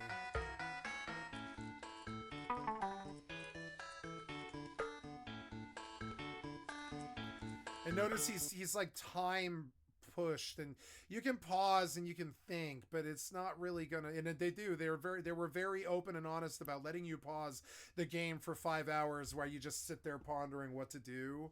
And it was good like that. See it, he can pause it at any time, and he can think about what to do. But that doesn't change the fact that the lemmings are walking. They're not going to stop walking. You can't command them to stop. So he's got to very carefully think about it. It almost plays out exactly like a fucking, like a Baldur's Gate combat session. You have to think, like, the combat session's not going to stop. The turns come. Your choices will wait for you, but the turns come whether you like it or not. And usually in Dungeons and Dragons things, there's some kind of terrible attack coming that you need to sort of prepare for. And so, like, and this is exactly like that. You can't really reverse it. This guy's like a lemmings master. Because I wouldn't play on this at this level. I would just accept the losses and just do the level live in real time. But this guy's doing this at a level of RTS perfection that honestly I respect. I really respect it. I used to do this on Command & Conquer. I would just do the level fucking perfectly so many times that I could just do it without losing a single troop. You know? I mean, you couldn't lose... I mean, at the start you would lose troops, but I mean, there was this point past like probably the first combat encounter in each level of Command & Conquer that you can just sort of, at that point, you can just preserve your troops. You don't need to use them till you're ready to just stomp. And you lose troops as you make your attack, but you know what the number is going to be. It's going to be like 3 to 5 fucking motorcycles or 2 mega tanks or a couple of helicopters or something like that. So losses are always there, but I don't consider them losses because all that is those troops are your health bars. They're not invincible. You're not invincible because the combat has to occur. So those troops are your health bars. So you can never get through without losing any troops. That's not possible. You have to trade a lot of the time. Like you can't stop it from happening. You could probably bring troops that almost always outdo that troop, but you can't get money without killing. You can't go clear the battlefield to get Tiberium without killing the troops that are protecting the Tiberium. Almost always, almost always. So there was always this RTS push to play perfectly and never lose a troop. But I mean, you can't. Now he's gonna do it because he figured out this is arguably probably the hardest Lemmings level, which is a good example of what Lemmings is. On the PS1, they made a 3D one, so instead of just left and right, you had this whole 3D plane where you could build them in a square. You couldn't do a circle, but you could do a square. You could build them in a giant square in the sky, get them to fall 3D through the map and stuff. Lemmings 3D was far more impressive in my opinion, and I'm gonna load that next. This game is a fucking classic. If you mention this to a gamer nerd who's like maybe 30 years or older, no, I'm probably about 35. Any gamer that's older than 35 right now, they're gonna be like, Lemmings is so good. Lemmings is so good. Lemmings is such a good game. It's, you know, it's one of those. It's like Mario. It's universally loved. Because it didn't matter if you sucked at it. It was fucking hilarious. It was funnier if you sucked at it. It was a better game if you sucked at it. It was actually better. It was such a good game like that because I never thought about that aspect of it. But if you sucked at it, it was a lot better. It's the only game I can think of that if you sucked at it, it's a lot better because you're just laughing your ass off as they fall into cliffs and get burned by flamethrowers and all this terrible sadistic shit happening to your troops. But it's hilarious. It's always hilarious when 15 of them take the plunge off some cliff. You're like, oh no, no, and you're like laughing at the top of your lungs. You're like, no, I can't do anything. They won't stop. It was so good. It was such a good gameplay loop. They don't do subtlety anymore. They don't do subtlety that they think about a lot. They're just like, yeah, 3D plane, go kill something, and, you know. But yeah, like they used to be really good like this. It looks like crap, but it's not, though. When you really play it, you're immediately pressured, and you're like, wow, I'm a custodian of about 100 people that are about as dumb as monkeys or lemmings would be. And so they just keep on walking, and you're like, god damn, fucking idiot. They're humans. The whole play on it is they're actually humans, because lemmings don't walk on two legs, or maybe lemmings do walk on two legs. I don't remember anything about the lemming. I suppose I could go learn about that, too. But like, yeah, but the lemming is a suicidal creature in the respect that it'll just walk off a cliff. It doesn't have any sense of depth or something like that. I forget what the problem with the lemming, and it's an actual creature in the real world. And it's a marsupial that I believe is famous for being suicidal, because it's not suicidal, but it can't tell depth perception around the edges of cliffs or something like that. And then so in lemmings move in packs. So if one lemming doesn't see the cliff, the whole lemming pack goes over the cliff, and humans have witnessed lemmings going over the cliff. And so, and that's a terrible thing about real life, but it is. There is a species of animal that will often walk off a cliff, which is something lemmings in real life, right? What are lemmings in real life, right? It's sort of like lemmings in real life. The real life, the little giant of the north, I guess. Yeah, they're cute little animals. They're worth knowing about. I think animal preservation is something that I think I could have an interest in on my channel if it was to ever go somewhere, because learning about all these animals is cool, and it's something that definitely entertains children that isn't zombie, headshot, bloodshot violence, you know. So lemmings are cool. They're from the Alpine, as I recall, yeah, and they're often around cliffy areas, and we've seen them. The humans have recorded them walking off the cliff in unison, because they don't ever break pack. I don't think they're like a very tight marsupial pack animal. And so they follow around in packs, and when one of them makes a mistake, they all make it. So they're known to be the only suicidal animal, but they're not suicidal, I don't think. They just don't know any better to not go off the cliff. They're like this dumb marsupial that doesn't know the cliff exists because it's like half blind or something like that, because they live in the north and they're like cave animals or something, if I recall. And I want to know if I remember what I remember is correct. You know, I've stated my SAT score before, but it's like, you know, I try to prove it sometimes. You know, I know a lot about a lot. Mountains of Scandinavia. It's an unforgiving environment and they're famous for being suicidal, so they made a video game based around them. And the funny thing about this video game is marsupials are never ever walk on two, or maybe they do. Maybe some marsupials, like woodchucks, kind of rear up on their feet a lot and stuff, and they kind of rear up and chipmunk at you. But they are four-legged animals, and if you notice, these lemmings are not four-legged animals. So the whole thing about lemmings is it's actually like, what if you had a whole bunch of humans that were just obsessed about walking forward, that were really dumb, you know? And so it's kind of like T-word wrangling.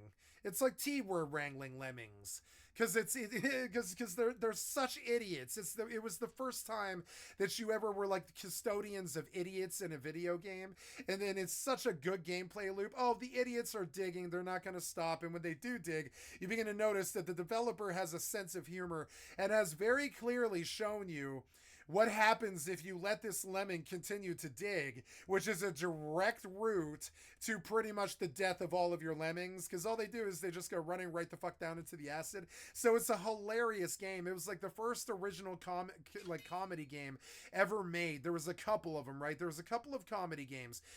DuckTales was very funny because Scrooge McDuck used a cane for a weapon. So you were constantly doing golf club tactics because he had a cane.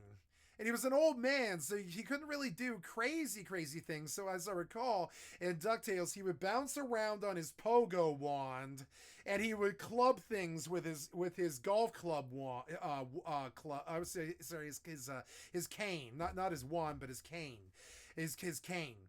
And so he would club mobs, and he would club things into mobs. DuckTales was hilarious because it was a cross between a golf game where you would club things with your golf club into other things, and it was also a platformer with a pogo cane. And you would pogo bounce around in the platformer, and then mobs would attack you like Metroid, and you would golf club things into the mobs. And you would knock vases into the mobs and stuff like that. So DuckTales was actually fairly comedic, and so was Donkey Kong Country. There was a few of them that were actually literally very funny to play, and Lemmings was one of them that was really funny. It was genuinely funny. Even the premise of this is funny. The acid pit is just very obvious, and it's very obvious what's going to happen when he cues the lemming to dig downwards. It's very obvious what the developer wants to happen. You've got to prevent that from happening. So he's time queuing each dig to get this like staggered dig all the way across the level. And he's pausing because he's also like, oh my god, there's like 100 lemmings on the board now. Right there is like 46 or 50 lemmings or something like that, and just this back from here to here. So he's thinking about that too. He's like, oh my god, I have to make sure there's nothing else I haven't thought about. And he's like, no, it's fine. Everything is going as planned. And he's like, I can't let any of them reach the rim, or that is death, right? He's trying to do it without any dying, I think, which is some of the hardest things to do in gaming, I think, is to do lemmings perfectly. It's tricky. You've got to do all this stupid minute stuff like he's doing right exactly when you need to do it, and the developer knows it, and they built it that way too, and they've done it so many times that they themselves know how to do it perfectly. So this kid, he's just memorized all the minute movements he needs to make with the digs to get them to sequentially dig to make this like basically just a slope that goes downwards, as opposed to this 26-foot drop that these are humans. They're not lemmings. You can call them lemmings, but they're basically humans. Imagine if 100 humans all took a 26-foot drop. They're all gonna die eventually. Like, they didn't have the tech back then, but I thought it would have been better if they just started stacking the bodies and the bodies started making a pile. But it was a kids game. It was one of the more violent kids games, but it was also like definitely a kids game that they told kids to play in homeroom and stuff, like SimCity. It really was. It was like, oh, lemmings will stretch your problem-solving skills, and so they told the kids to play this game. But it's one of the more sadistic, violent games that I can think of when you look at the concepts that are happening in it, like boiling in acid and falling 26 feet, 100 people falling 26 feet. or you know, like, or about 50 lemmings getting lit up, and then those 50 lemmings light up all the other 50 lemmings, and now you've got a layer of 150 humans burning and a huge fucking RimWorld thing. And that's how we got RimWorld, by the way, is lemmings. We wouldn't have RimWorld without lemmings, you know. And so, and literally, if one lemming's burning, notice that their hair kind of sticks out. Their hair is flammable. So if one of them catches on fire, they all catch on fire, because hair is flammable, right? Hair is flammable. It is flammable, and technically, if you stack probably like a whole elevator full of humans and you light one of their hair on fire, maybe all of their hair might burn and they all might catch on fire. It might be kind of bad. If they're all crammed in the elevator and they can't move their arms to put out the fire, you could technically burn the hair of the people in the elevator and it would all catch on fire and potentially kill them all, maybe. And this is something that they wrote into Lemmings, where if any of them burn, that whole line of green, see the line of green where their hair is, it all goes up, and it's glorious. You have to start the level over, but it's hilarious to watch all 100 of them burn alive. It's really funny. It's some of the most glorious cartoon violence I've ever witnessed. Yeah, and like already you start to get nervous because you realize that's death for the entire crew. If any of them go over it, they're all gonna go over it. Oh, he did it just perfectly, where they didn't die. See it? Just in time, just barely. And the developer knows it. The developer knows how many bricks it takes and when you have to dig to get it just low enough. Now notice he hasn't even gone to see what's up next because he already knows. But for a normal player, this is terrifying. You're like, what is next? I can't stop looking at what they're doing. And this is terrifying to a normal player who hasn't done this for 50,000 hours or whatever, right? Is that you don't know what's next. You see it is fucking terrifying, like Rust or something. It's like Extraction. You don't know what's next. You have no idea. You're like, what the fuck? I have no idea what the next bit of the level is, but I can't stop staring at the majority of the team and what they're doing, because if I lose them, it's over. And you're like, are they going to dig to the acid? And you're watching the team because the team matters, but you also have no idea what's coming. And this was the original Extraction game, I would say. You really have no idea what's coming. You have no idea. It's not randomly procedurally generated at all. It's extremely well thought through. All of it. It's very linear and very, very well thought through puzzle game. But it is Extraction in its first real... beyond Pac-Man or one of them. Pac-Man was kind of Extraction too, but this was sort of like, if you don't get them out, you don't get them out. It's Extraction. It's like Extraction in its first form. If you don't get them out, you're not getting them out. And there's all this cheerful music, but I mean, what we're really talking about here is 120 humans boiling alive in acid, but they had this hilariously comedic, upbeat music in the background because they really wanted you to smile and feel like it was a puzzle game. But the themes were extremely dark. they were like extremely dark. Here's 120 dudes burning in a pool of acid. It's so funny. You cross your fingers and you hope. How does he do this? How do you do this without knowing what's next? Is because he's done it so many times that he knows what's next. But for me, I can't handle that. I can't handle that there's lemmings off the screen right now, and I have no idea where they're going. It literally offends me as a gamer. I cannot take my eye off that ball.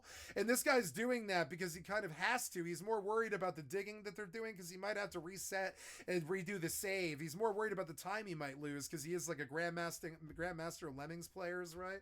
So he's thinking about this sequentially perfectly. He's worried more about the digging ending up being problematic than he is about what's coming up, because he knows what's coming up, but he doesn't know if this has gone wrong yet. And so that's why he's watching all of these as opposed to where they're going. But I can't handle not knowing where they're going. It kind of bothers me. It's frankly suicidal. Where are they going? Where are they going right now? The entire team is off screen. How do you handle that? I couldn't handle it. Oh, okay, never mind. He knew. That went miserably.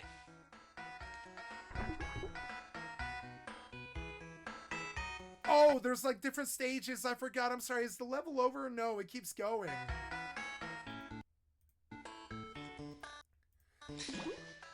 So what do you? I mean, what do you do? What do you do? There's no bridge. And I don't even think there's a bridge. Yeah, there's no bridge. You can blow something up, and you can dig 11 times. That's it. You can blow something up and you can dig 11 times. What the fuck do you do? And this is where you pause it for like 5 hours and you're like, what the fuck do I do? I don't honestly know. I'm not sure I ever knew.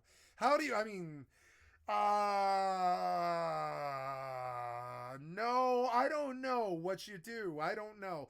I think you could dig down, blow up the lemming, cause a bounce where they're relaying between the before he does it, I'm gonna take my puzzler swing at it, right? But like I think you can detonate the lemming. You can only detonate one lemming, and that sucks because you have to lose the lemming. So, but that's considered okay in the parlance of perfect. If the level expects you to lose the lemming, that's okay in the parlance of perfect lemmings. I think it's okay because he's technically speedrunning and he's doing it perfectly too, I think. But so I think you could have the lemming dig down right about here to about here, detonate the lemming. It's going to put a worms type hole in this foundation that they won't be able to get over. And they're going to turn around and they're going to go back and they're going to loop at the wall. What he does then is beyond me, but I can tell you what I would do when I lost the level. I would lose the level with my plan, but I'm going to tell you what my plan is.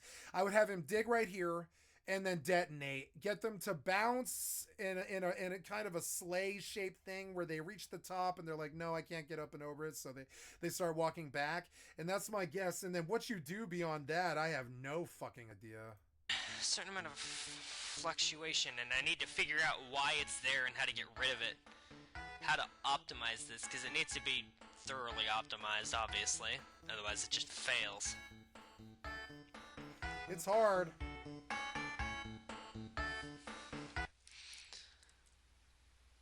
He's got an emulator, which is cheating, but I mean, it's still a good game, who cares? So they're not dying from that fall, which is good.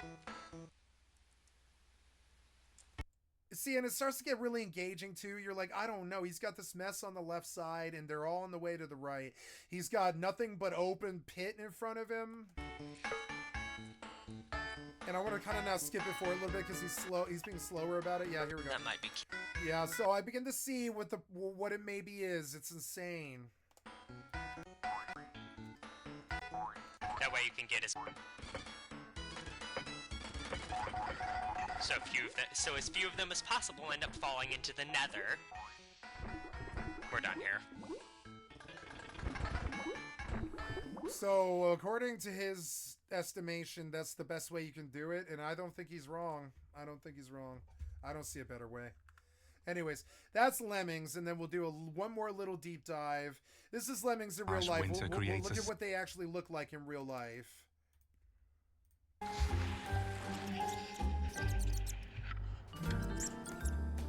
They're cute. They're like little mouse creatures. The Norway lemming might just be the most famous and misunderstood animal in this part of the world. Lemming. They're so cute. They're like little gerbils. For all it knows, it's a ferocious rodent with a killer instinct. But it's like the size of a mouse. Yeah, it's like this really, really aggro, almost wildebeest type animal that is super aggro, but it's like the size of a chipmunk, though. No doubt. Look at it move on the snow. In the Nordic mountains, the lemming. And the North makes you fucking hardcore. This is like what happens when chipmunks decide to go to snow and become the big clan in snow. You get the lemming, right? You get the lemming. It's like the snow clan version of the lemming. Or so the lemming is like this is the clan that lives in snow and rust, right? Because he's got this rugged, hardcore body because It's got to get over all this snow, and the snow is like sand. And so running on sand all of your life would make you really, really, really tough and really, really like bally and really kind of like, sinewy and stuff. And so it uses all these muscles to navigate the snow, but it can't see anything because it's like this blind snow creature. Everything's snow to the lemming. It can't see anything. So it runs off of cliffs or something. I don't remember why it runs off the cliff, and I hope I'm not mangling it, but it's something like that. Something having to do with its sensory deprivation causes it to run off cliffs. Is the little giant. He's so cute. Look at his little fucking chipmunk legs going at about 36 miles an hour. But it's a chipmunk. It's like the size of a fucking baseball. It's like the size of a baseball. It's not very big. It's I mean, yeah, it's about the size of a baseball, I say. A little bit smaller and definitely more elongated or whatever, but it's like the size of kind of about the size, if you were to ball it up, it'd be about the size of a tennis ball. So when you see it, it's like, oh my god! It looks like a little beaver, doesn't it?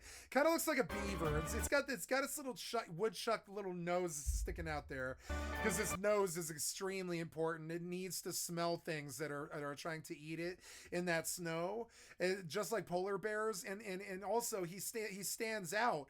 It's really creepy seeing a mouse run across snow because he stands out. He really does. He stands out. Like, it's creepy to see it. Like, look, his shadow's even kind of creepy. And so anything around can easily see him. So he needs to be able to smell them from like a mile away. So his nose is, you can see the one pronounced thing, like the two pronounced things on his body. Other than that, he basically looks like a fucking Subway sandwich. The only two pronounced things on his body are his tail and his nose. It's so cute.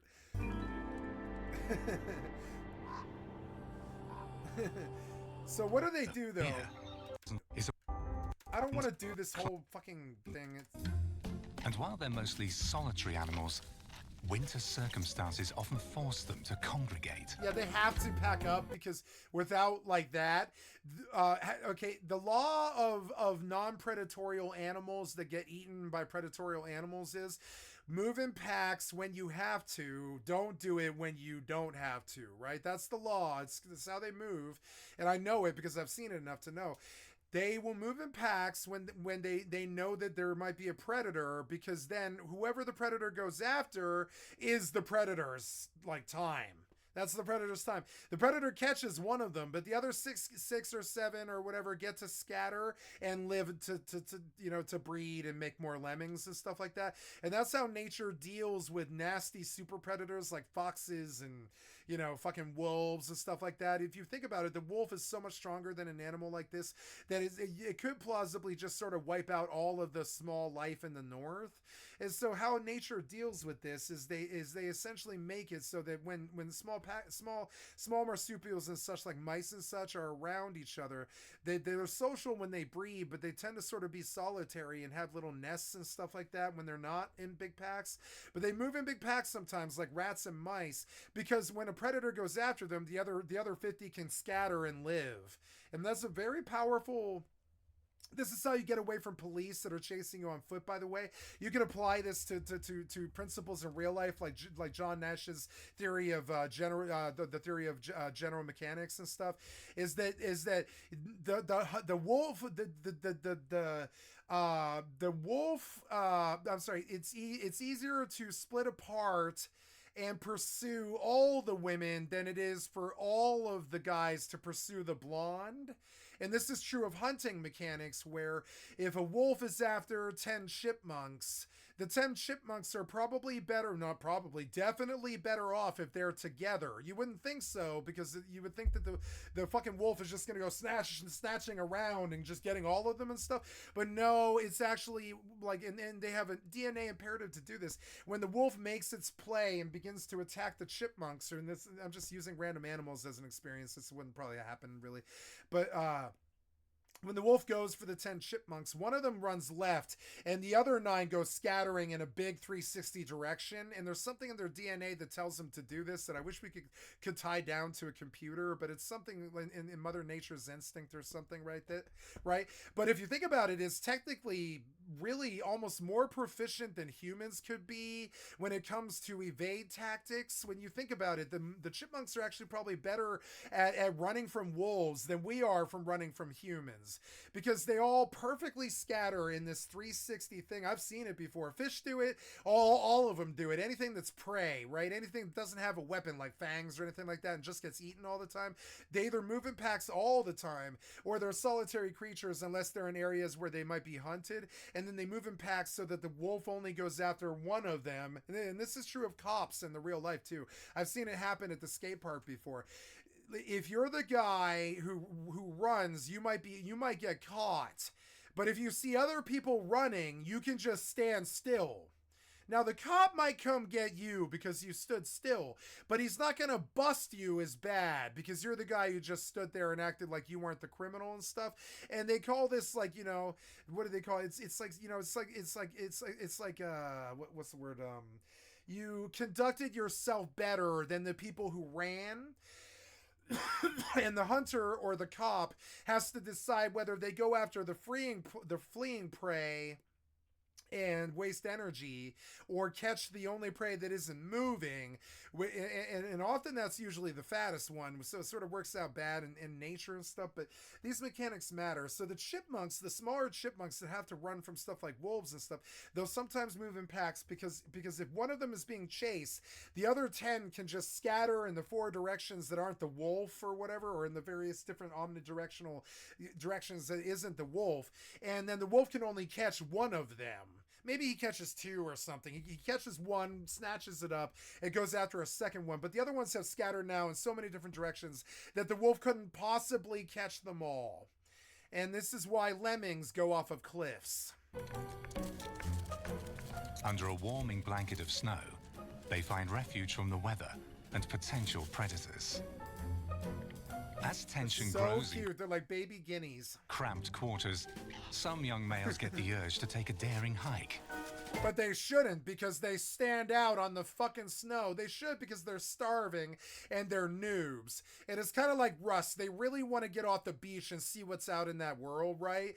But they technically shouldn't. They shouldn't technically move and get up out where they can be seen. Otherwise, you just get roof camped.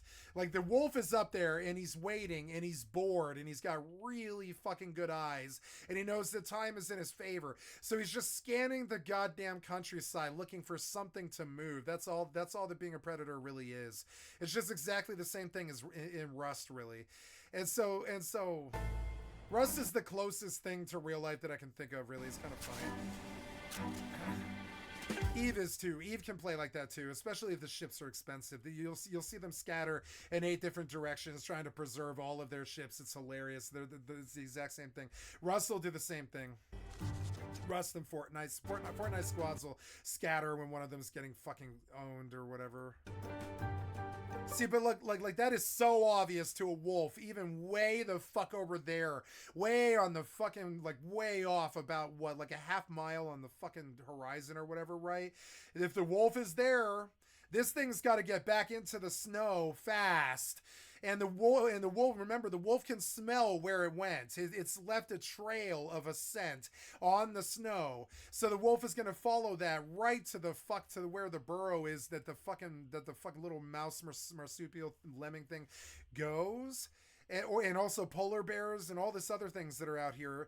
And so that's not really an option for him. So look how fast he moves, because he knows it's not really an option to hide.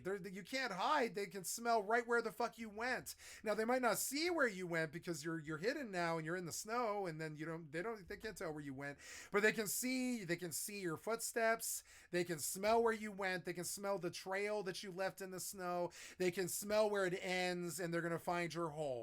And the lemming knows this, so it's moving with all of its possible power at the speed of lightning, and it doesn't stop. Watch. See it?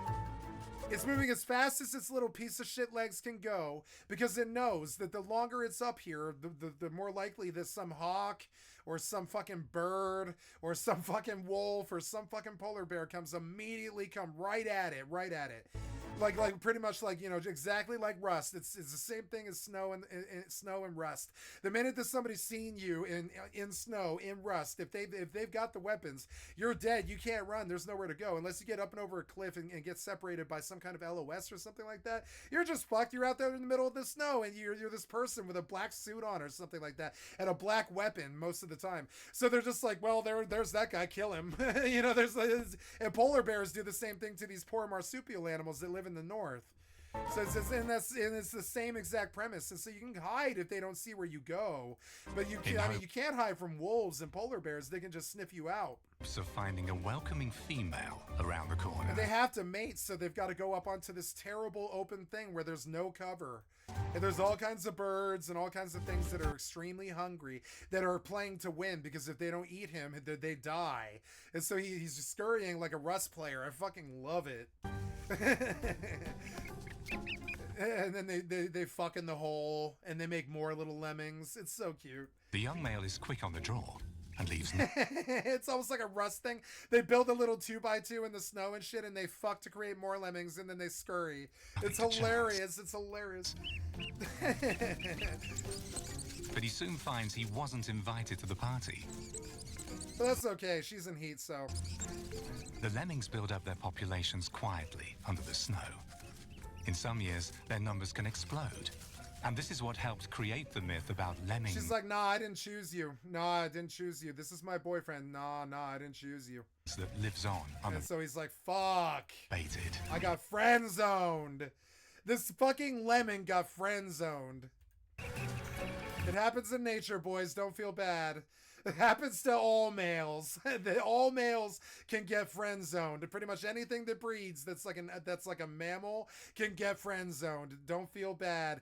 Everybody wants to tell you you're some incel piece of shit because you don't have sex yet, or you're a late bloomer or something like that.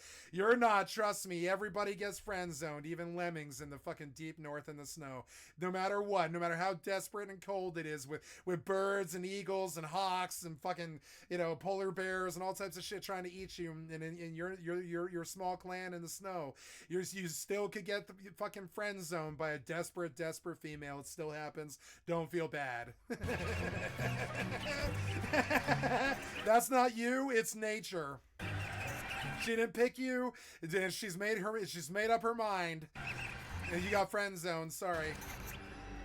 It happens in every species. Why the lemming population? It's so awesome. I love it. It's like and stupid ass piece of shit fucking bigot men want to blame women for this, but no, it's just not like that. It's not like that, man. She didn't choose you, and life's a bitch. I'm sorry. You just want to talk shit about her, but I'm sorry, but no. Life is not a bitch. Maybe she just wouldn't let you get that pussy, something like that. It's like that. Every 4th year or so. It's still a bit of a mystery. Okay, that's enough of the lemming. We saw enough. And I don't even want to talk about the suicide because it's depressing. You guys can go learn about that yourself. I don't want to talk about that. And it could get me demonetized. But it is appropriate to talk about suicide when talking about lemmings. It's almost the only time, really. If you ever want to talk about suicide appropriately, use the word lemming in the same sentence. Go lemming yourself. Right? It's a good streamer phrase. Go lemming yourself. Because nobody could ever say anything about that. It's almost cute, frankly. Everything has to be micromanaged. Go lemming yourself, fucker. It's the same thing as go off yourself, essentially, but it's a little bit more Animal Kingdom friendly and a little bit more child friendly, really. And it has a little bit of science in it, and it has a little bit of nature in it. It's funny. It's and there was video games called Lemmings, and it's a cute. It's a little bit more attractive than other ways like GKY or whatever. Feel like I'm playing a game where you have to micromanage everything. You do, and I don't want to watch this anymore. But what I do want to see is Lemmings 3D, like I asked. Yeah, there it is. This is on